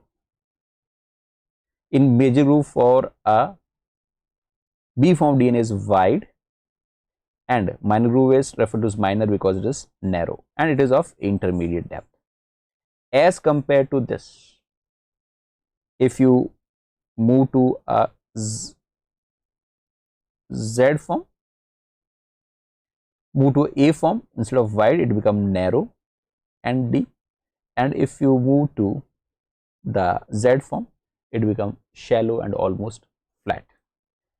जो narrow वाली है वह wide हो जाएगी, internet depth की जगह पर shallow हो जाएगी, इधर की तरफ जाएंगे तो ये डीप हो जाएगी एंड नैरो हो जाएगी. So this is about major groove and minor groove. So this is all information about nucleotides and nucleic acids. Now do revise this. A form, B form and Z form of DNA is very important.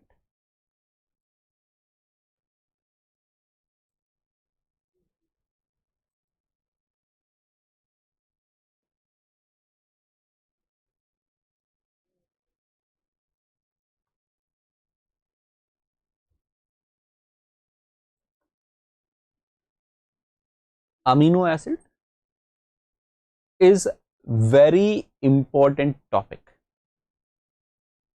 from any examination point of view. The concept of an amino acids, they are applicable for almost all stream. amino acids के concept animal physio में apply होंगे, plant physio में apply होंगे, cell biology में apply होंगे, molecular biology में apply होंगे, लगभग सभी जगह पर इनके कंसेप्ट हैं वह अप्लाई होते हैं. So moving to a new topic, that is amino acids. In general, amino acids can be defined as organic molecule which has some amino group as well as some acid group. जिसके पास कोई amino group भी हो, यानी एक basic group भी हो और एक एसिड ग्रुप भी हो, उन्हें अमीनो एसिड्स कहा जाए. Molecule both having acidic and basic group, that is amino and acidic group. Biological system में more than 500 amino acids are known. लगभग 500 से ज्यादा अमीनो एसिड्स नोन है.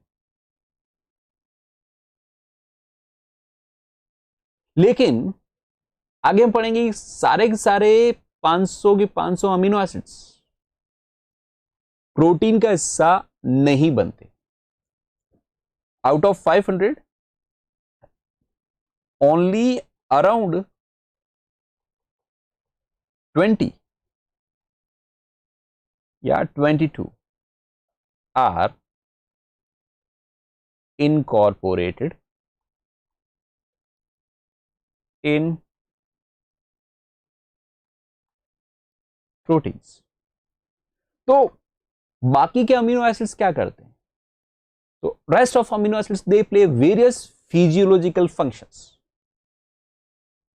जैसे कि यहां पर स्ट्रक्चर बना रखा है GABA, that is this is carboxylic group, this is alpha carbon, this is beta carbon, this is gamma carbon. Gamma position पर अमीनो ग्रुप है, 4 कार्बन की एसिड है, तो it is a gamma amino butyric acid और GABA. It is a neurotransmitter, more accurately it is a kind of inhibitory neurotransmitter which you will study in animal physiology। ये एक inhibitory neurotransmitter है, amino acid है but it is acting as a inhibitory neurotransmitter। it basically opens chlorine channel। जो sodium channel को open up करते हैं उन्हें excitatory neurotransmitter कहा जाता है। जो क्लोरीन चैनल को या पोटेशियम चैनल को ओपन अप करते हैं वे जनरली इनहिबिटरी न्यूरोट्रांसमीटर्स होते हैं। Even taurine also has a amino group and a acidic group, where acidic group is sulphuric acid and then there is amino group. This is also a similar kind of neurotransmitter. So 500 से भी ज्यादा amino acids हैं। Some of them they are metabolic intermediates like ornithine, citrulline, etc. Some of them they are lipid carrier molecules, for example carnitine। They play various important functions, but out of these 500 different amino acids, only around 20 amino acids or around 22 amino acids they become a part of protein, and such amino acids are referred to as standard amino acids। So what are standard amino acids? So amino acids we can say which become part of protein during protein synthesis और translation। जब कभी translation होता है उस दौरान they becomes part of protein during translation process। अब पूरे 500 amino acids नहीं डिस्कस किए जा सकते। We will focus ourselves in this session mainly on standard amino acids. So some common point about the standard amino acid is that first they are alpha amino acids, that is जिस carbon के साथ acidic group जुड़ा हुआ है उसी carbon के साथ amino group भी जुड़ा हुआ है। So this is the acidic group COOH group, और जो फंक्शनल ग्रुप होता है उसके पास वाले कार्बन को हम अल्फा कार्बन कहते हैं। जिस कार्बन पर एसिडिक ग्रुप है उसी कार्बन पर अमीनो ग्रुप भी है, इसलिए ऐसे अमीनो एसिड्स को हम क्या कहेंगे? Alpha amino acids. जैसा अभी हमने गाबा का डायग्राम देखा तो वहां पर भी अमीनो ग्रुप तो था पर वो गामा पोजीशन पर लगा हुआ था। स्टैंडर्ड अमीनो एसिड्स में एक से ज्यादा अमीनो ग्रुप है तो गामा डेल्टा पर हो सकता है, पर कम से कम एक अमीनो ग्रुप कहां पर होना चाहिए? Alpha position. So standard amino acids, first important thing is that they are alpha amino acids। अब क्योंकि सभी अल्फा अमीनो एसिड्स में ग्लाइसिन को छोड़कर जो ये अल्फा कार्बन है वह असिमेट्रिक है. There are 4 different functional group associated with this alpha carbon. So stereoisomer is possible. So amino acids, yeah, more accurately, standard amino acids have one or two chiral carbon except glycine. Thus, they will show a stereoisomerism. Amino acids like threonine and isoleucine, these are two amino acids which has two chiral centers. So it means they will have a 4 stereoisomers. The stereoisomers depend upon the 2 raised to power n, where n is the number of chiral carbon. Then rest of 17 amino acids have, out of 20, rest of 17 amino acids, they have 1 chiral carbon. Thus they have 2 stereoisomers.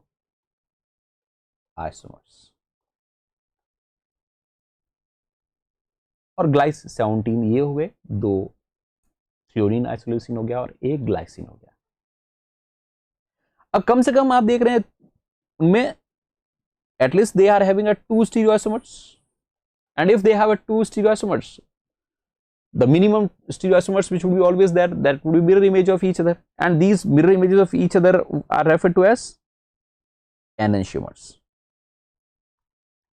और जैसे हम जब carbohydrates पढ़ रहे थे, we have already discussed 2 different forms they are possible. If an NH2 group is on left side, it would be referred to as L form, and if NH2 group is on the right side, it is referred to as D form. This if the amino acids at asymmetrical carbon resembles like an L glyceraldehyde, it would be referred to as L form, and it is representing a D glyceraldehyde, it would be referred to as D form. Now out of these forms, B and D form, the L form is comparatively more stable.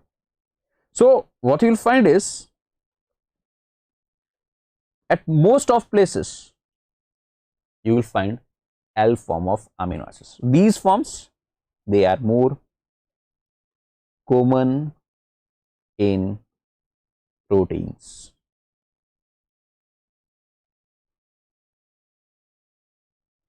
And other biological systems. While D form is unstable, its availability is lesser, so transporter and enzymes which are going to utilize a D form amino acids would be also not there, because they will not have evolved. So the D form amino acids, they are very rare. Example, you can find it in bacterial. Some example where D form amino acid you can find is in bacterial cell form. They may have some D form of amino acids.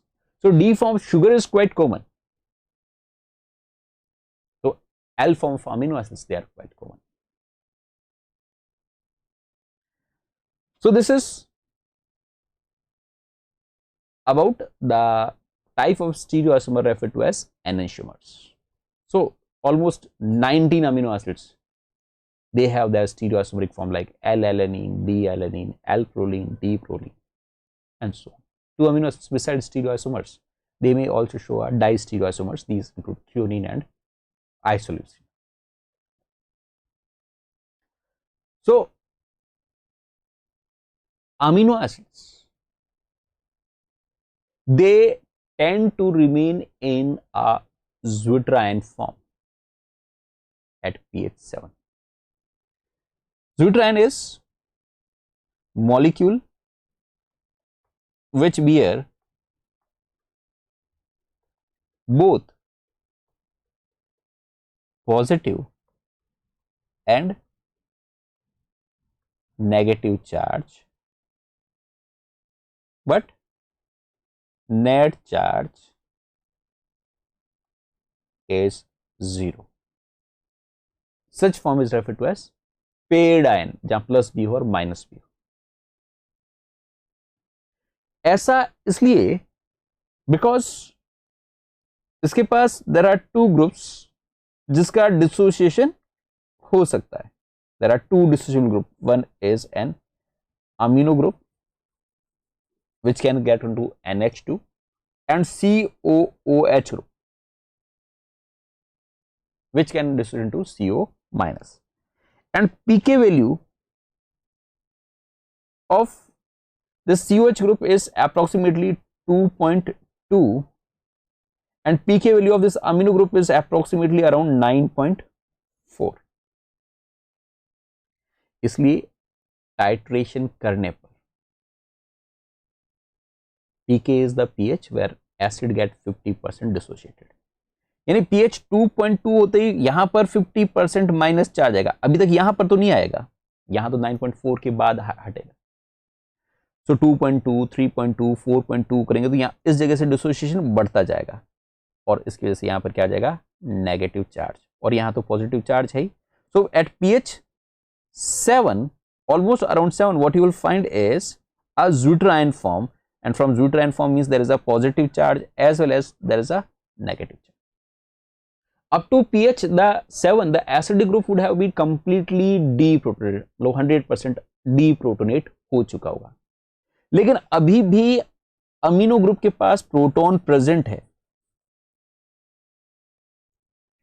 और ज्यादा titration करने पर इस जगह से भी deprotonation हो सकता है और डीप्रोटोनेशन होते ही उसके ऊपर चार्ज कैसा आ जाएगा, negative.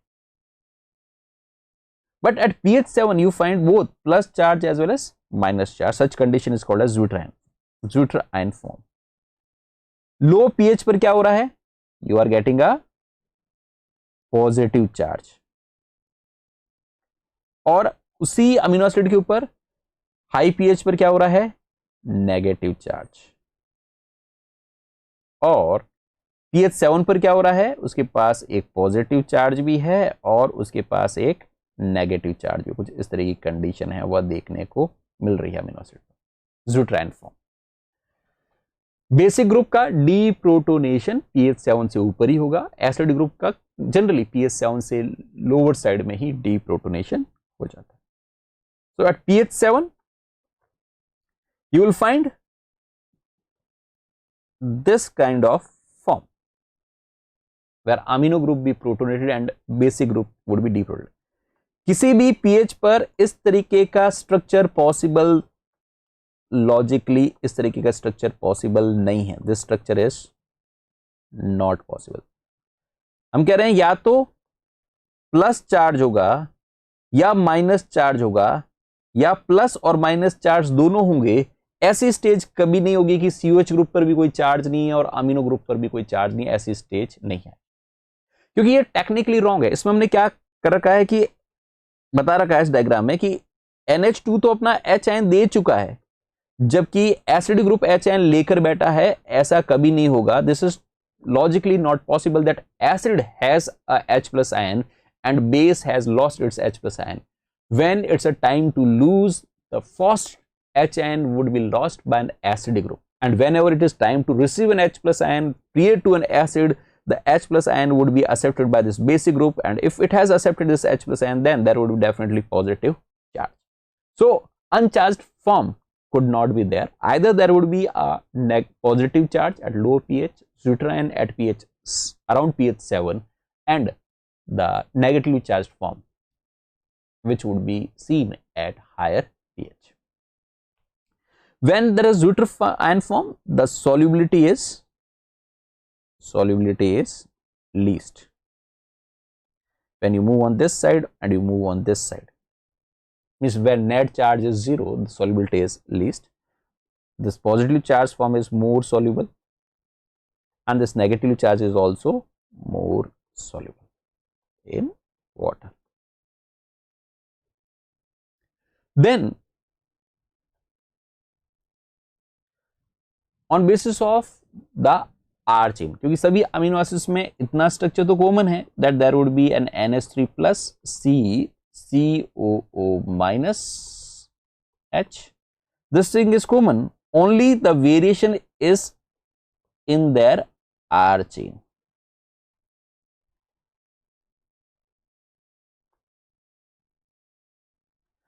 R chain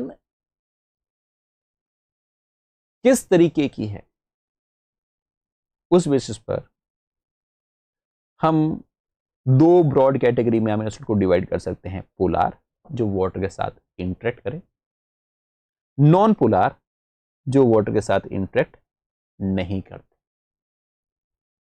polar amino acids जो वाटर के साथ इंटरेक्ट करते हैं उनको हम वापस तीन कैटेगरी में डिवाइड कर सकते हैं। This polar could be acidic, polar acidic यानी पोलार चार्ज्ड जिसे हम कह सकते हैं, ऑब्वियसली इनकी सॉल्युबिलिटी वाटर में ज्यादा होगी, या पोलार बेसिक जिनके ऊपर भी चार्ज आएगा, यानी ये पॉजिटिवली चार्ज होंगे एसिड्स हैं तो वह नेगेटिवली चार्ज होंगे, और न्यूट्रल। सो पोलार इनके लिए we can use the term neutral, means these would be uncharged amino acids जिनकी आर चेन में कोई चार्ज नहीं है। सो आर चेन में पॉजिटिव चार्ज आ सकता है, आर चेन में नेगेटिव चार्ज आ सकता है, आर में कोई चार्ज नहीं। पॉजिटिव नेगेटिव चार्ज वालों की फिर भी वाटर में सॉल्युबिलिटी ज्यादा होगी, जिनमें कोई चार्ज नहीं हो लेकिन पोलार हो फिर भी सॉल्युबिलिटी होगी। पर अगर completely non polar CS3 CS2 ऐसा ही कुछ बना हुआ हो तो फिर उस पर वाटर की सॉल्युबिलिटी बिल्कुल नहीं होगी, उन्हें नॉन पोलर की कैटेगरी में रखें। पोलर एसिडिक अमीनो एसिड दो है, that is aspartate and glutamate या aspartic acid and glutamic acid. तीन बेसिक अमीनो एसिड है, that is lysine, histidine and arginine. लगभग 6 या मोर एक्यूरेटली 7 अमीनो एसिड्स हैं, 6 to 7 अमीनो एसिड्स जिनको न्यूट्रल की कैटेगरी में रख सकते हैं, that is asparagine, glutamine, serine, threonine, tyrosine, cysteine, proline and glycine. Proline glycine polar non polar के बाउंड्री पर है, न ज्यादा वाटर में सॉल्युबल है, न ही है हम ये कह सकते हैं कि उसकी आर चेन वाटर से इनसॉल्युबल है। प्योर जो नॉन पोलर आर चेन्स हैं, this include alanine, tryptophan, methionine, valine, leucine, isoleucine and phenylalanine. Okay, so इस तरीके की अमीनो एसिड्स की आर चेन, एलेनिन की, ट्रिप्टोफैन की, मिथ्योनिन की, वैलिन की, ल्यूसीन की, आइसोल्यूसीन की, फिनाइलिन की, rarely it would be observed in contact of water. It will try to remain away from a water, being non-polar. Clear? 7 amino acids जो purely non-polar है, that is alanine, tryptophan, methionine, valine, leucine, isoleucine and phenylalanine. इनको याद रखना जरूरी है। So ये जो criteria, classification का क्राइटेरिया है, that is based on their R chain. R chain की बेसिस पर हमने उनको इस तरीके से डिवाइड किया।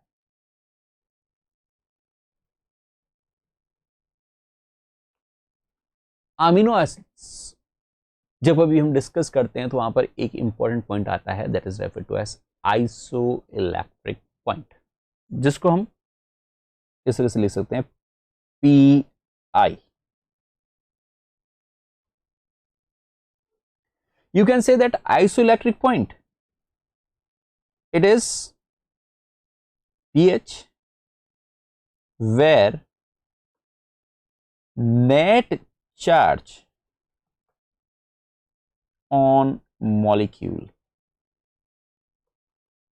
is 0. pH where net charge of molecule is 0.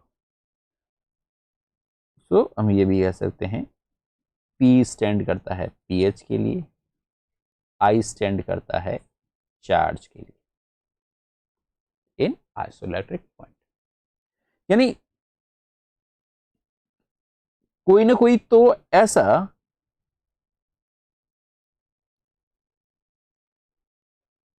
pH जरूर होगा जहां पर अमीनो एसिड का जितना पॉजिटिव, अमीनो ग्रुप का जितना पॉजिटिव चार्ज है एग्जैक्टली उतना उतना नेगेटिव चार्ज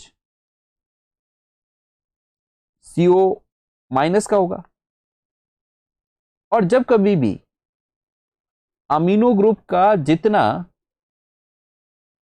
पॉजिटिव चार्ज है it is almost equal to the negative charge of CO minus, net charge will B,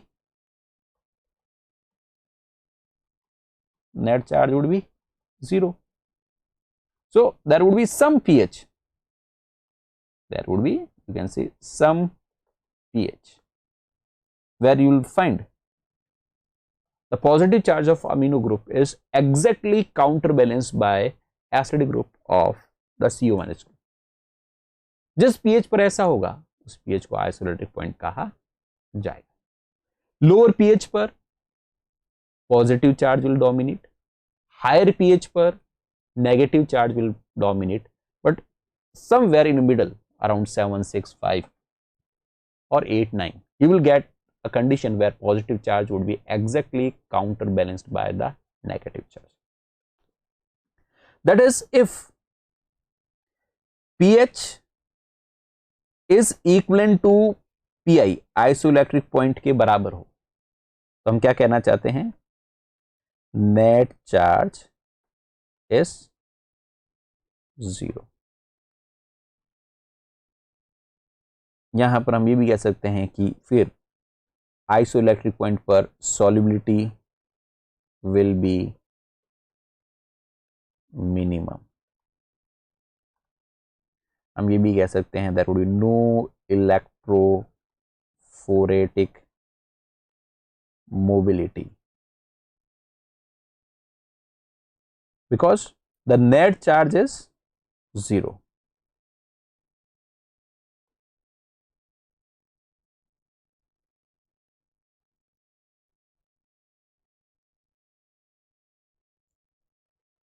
When pH is lesser than isoelectric point, this concept is also very important. When pH is lesser than Pi, means what you want to say is that there are more H plus ions in surrounding.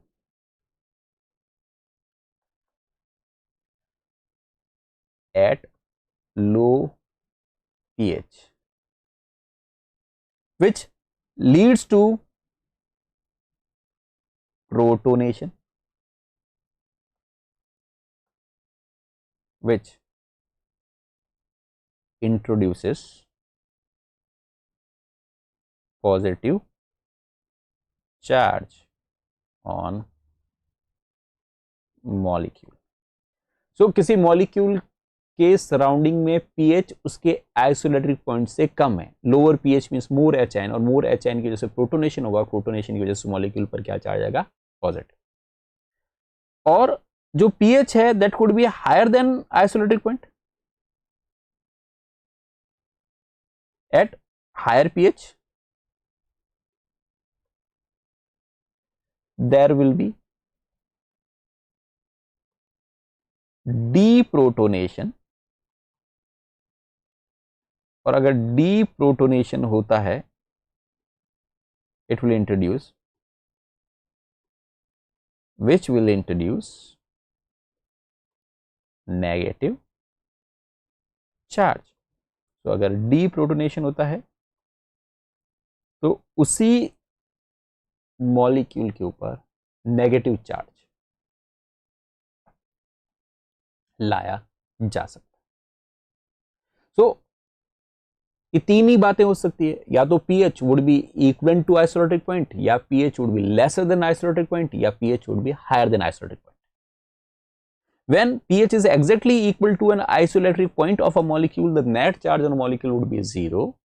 If the pH is lower than, we are not talking about pH lower than 7, we are talking about that pH is lower than isoelectric point of that molecule. Different molecules, they have different isoelectric point.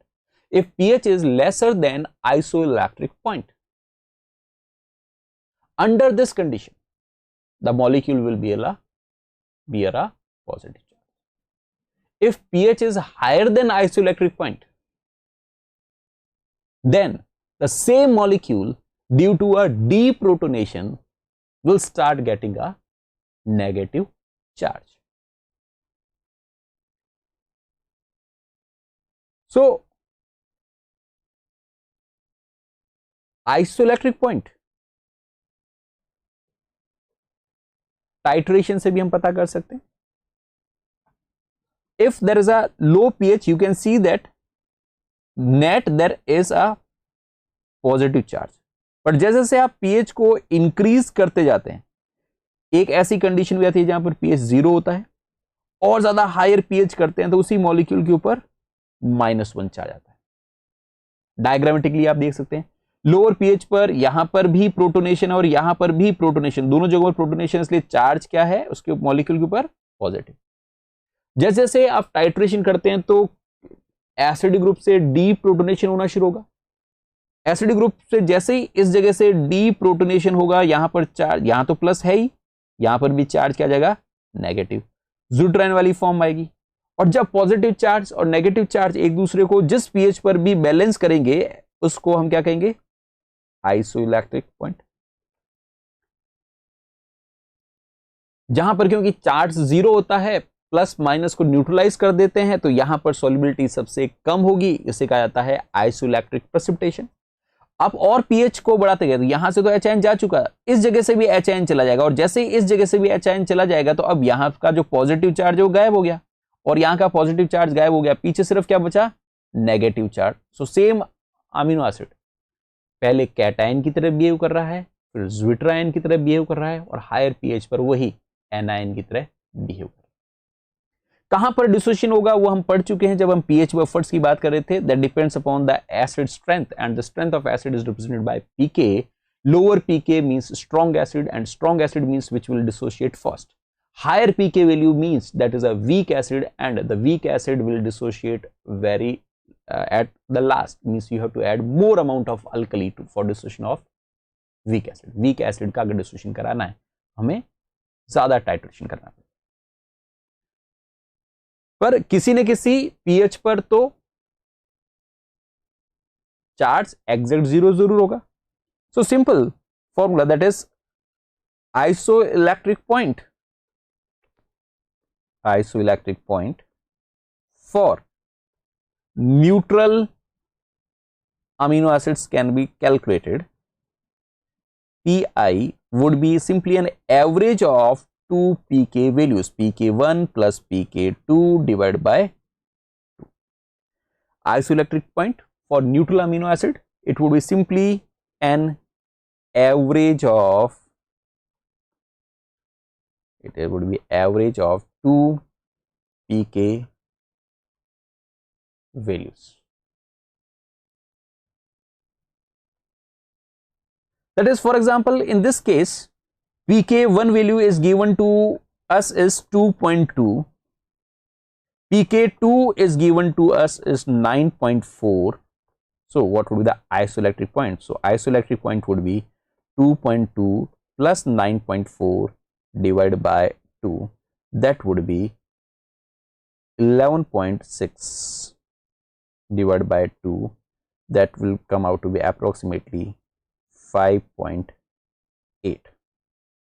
So what we want to say is that around a 6, that is 5 point, more accurately at 5.8, the charge on a molecule would be 0. So that is when pH is equal to 5.8, net charge is net charge is 0. When pH is less than 5.8, amino acid will bear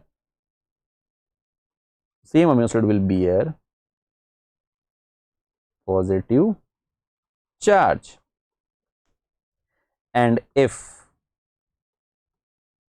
pH is more than 5.8, amino acid will bear negative charge. Net charge is 0 means plus is counterbalanced by minus charge.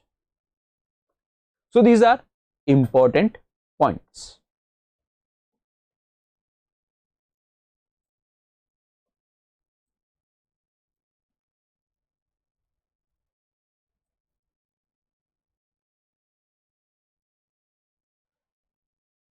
That is, isoelectric point could be, so pH could be equivalent to isoelectric point. pH could be lesser than that or it could be higher than that. Then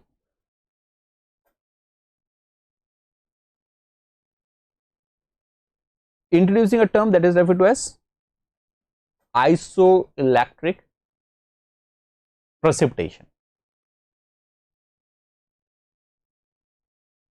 Isoelectric precipitation, that is, solubility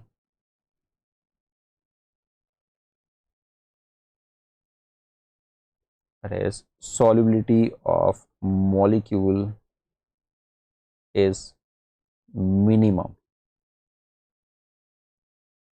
at its pi, thus it get precipitated.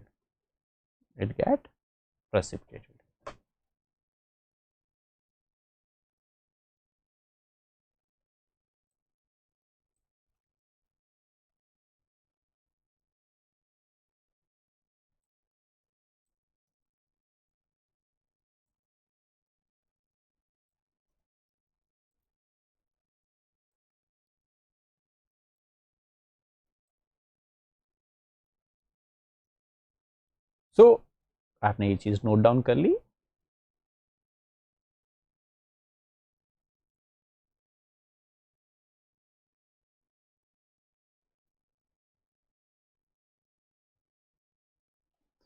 Moving further, और आगे बात करते हैं.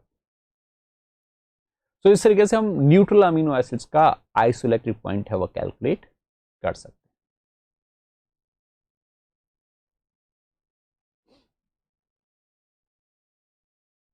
So for glycine and other amino acids which do not have any ionizable group inside chain, means we are, in other words, we are talking about a neutral amino acids. The isoelectric point is simply an average of two pK values. For example, if it is given that for amino acid, let's say glutamine, an amino acid, it is given that the pK1, which is for an alpha carboxylic group, is given to you, let's say 2.4. pK2 for an alpha amino group, let's say it is given to you, is 9.8. What will be pi? Yeah, at which pH its solubility would be minimum. किस pH पर इसकी solubility कम minimum होगी, या इसका isoelectric point क्या होगा, कैसे calculate करेंगे? So isoelectric point would be average of these two things, that is 2.4 plus 9.8, that would be, we'll get 12.2 ka half, that would come out to be 6.1. So at pH 6.1, the charge over a molecule would be 0, and that pH where the charge over molecule is 0 is referred to as an isoelectric point. Okay. Now, amino acids which are acidic in nature or which has some acidic group in their side chain, like aspartic acid, glutamic acid, or even the R chain of, you can say, amino acid cysteine, tyrosine. Cysteine, tyrosine, they itself are not true acids, but they are counted among the acidic group because cysteine has an SH group which can deprotonate like acid, while tyrosine has a OH group in their side chain. So like acidic group which has a COOH group in their side chain, like aspartic acid and glutamic acid, they can deprotonate. So this can deprotonate. Similarly, there could be a deprotonation of cysteine and tyrosine. So whether it is a aspartic acid, glutamic acid, or cysteine, or it is tyrosine, the isoelectric point would be an average of two acidic values. Neutral amino acids में हम acidic basic दोनों group को ले रहे थे, यहां पर हमें पी के वैल्यू सिर्फ दो एसिडिक ग्रुप्स की लेनी. So where average would be of pK1 and pK3, where pK1 is the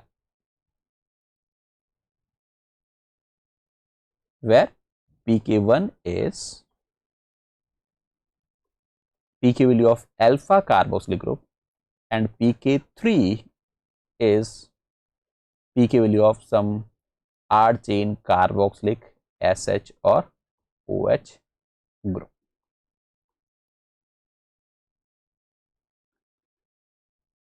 So for example, if a question is given to you that calculate isoelectric point of aspartic acid, and the information which is given to you is pK1,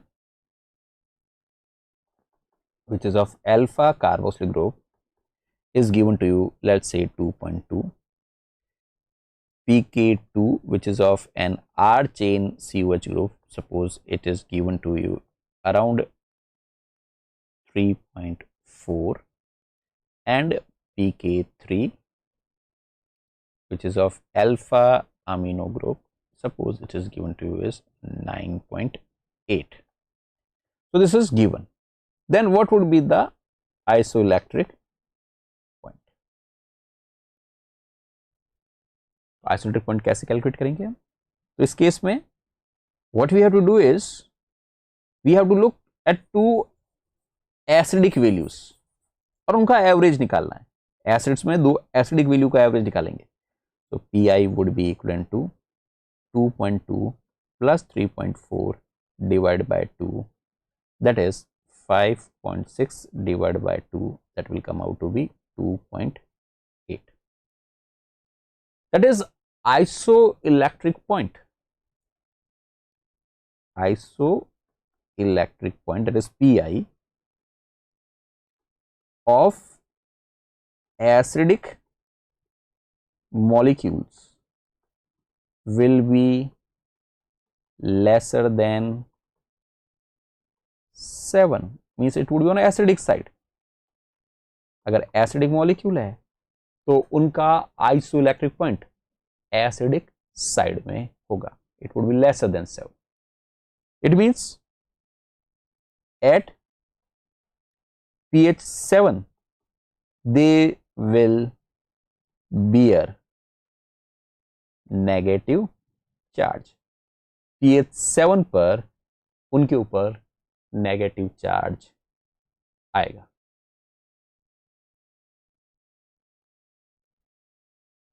clear यहां तक बात?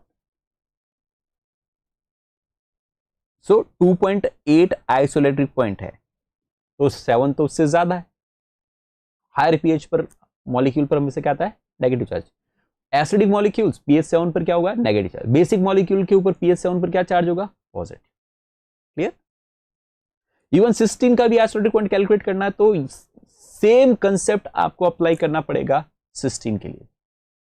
वहां पर भी 3 P के values दे रखी है, पर आपको उन 2 पी के वैल्यू का एवरेज निकालना है, which is representing R 2 acidic groups.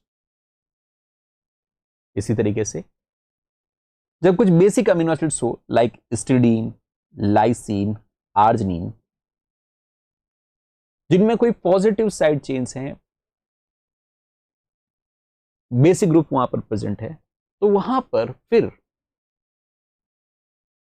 The PI would be an average of 2 basic groups. Acids में 2 एसिड ग्रुप थे, तो बेस के अंदर 2 बेसिक ग्रुप्स हैं।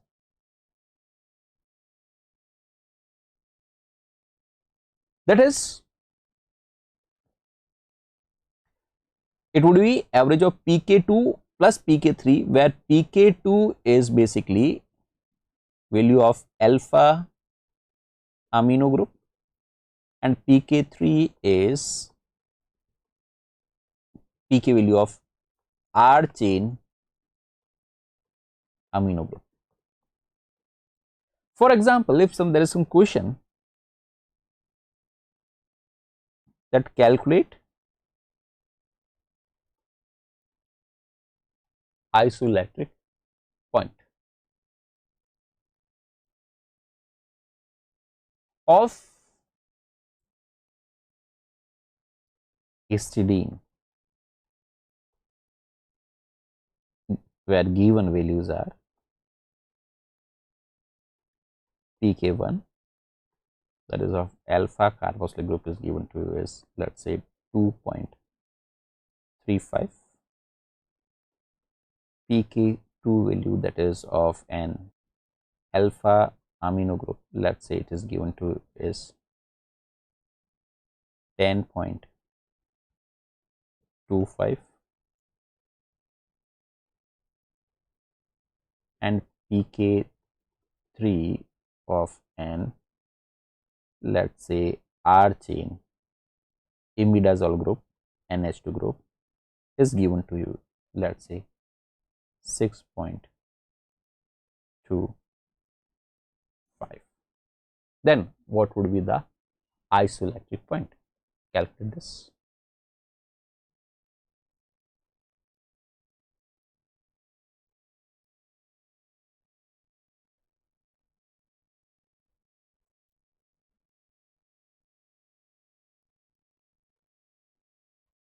So calculate this, try this.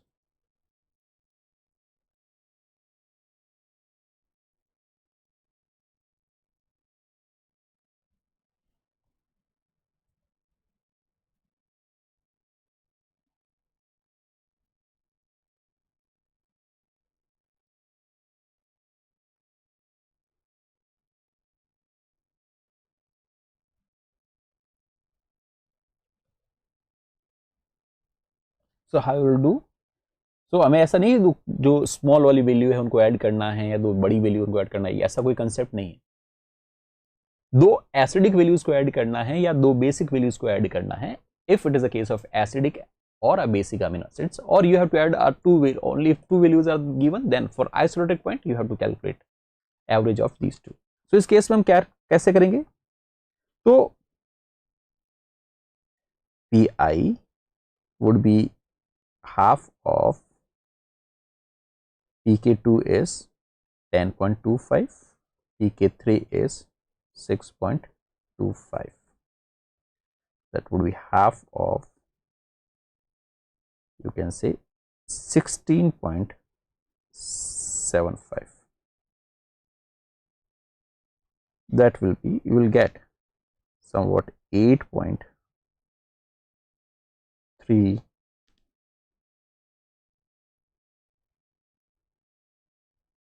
7 5, somewhat like this. This would be the isoelectric point. So approximately 8.3. Means for basic molecules, what is expected is basic molecules have pi over 7, and at pH 7 they will bear positive charge. So this is how you can calculate the isoelectric point of different amino acids, but for this you must know the pK values. So strand amino acids, they are alpha amino acids. They have 2 or more stereoisomers except the glycine. Almost all amino acids, they are optically active. All standard amino acids are optically active except glycine, because the reason is again same, that glycine do not have chiral center. These amino acids may be levorotatory or dextrorotatory. Form के हिसाब से ये confirm है कि these R L form, but rotation के हिसाब से these could be levorotatory as well as dextrorotatory, because we have already discussed that there is no correlation between the enantiomeric forms and the optical activity. L form is never a levorotatory form. L form could be levorotatory, L form could be dextrorotatory, it could be anything. Okay, so this is a brief intro about the amino acids. We are going to study the things in more detail in next class. So thank you. Do revise nucleotides, nucleic acids, and these basic properties of amino acid.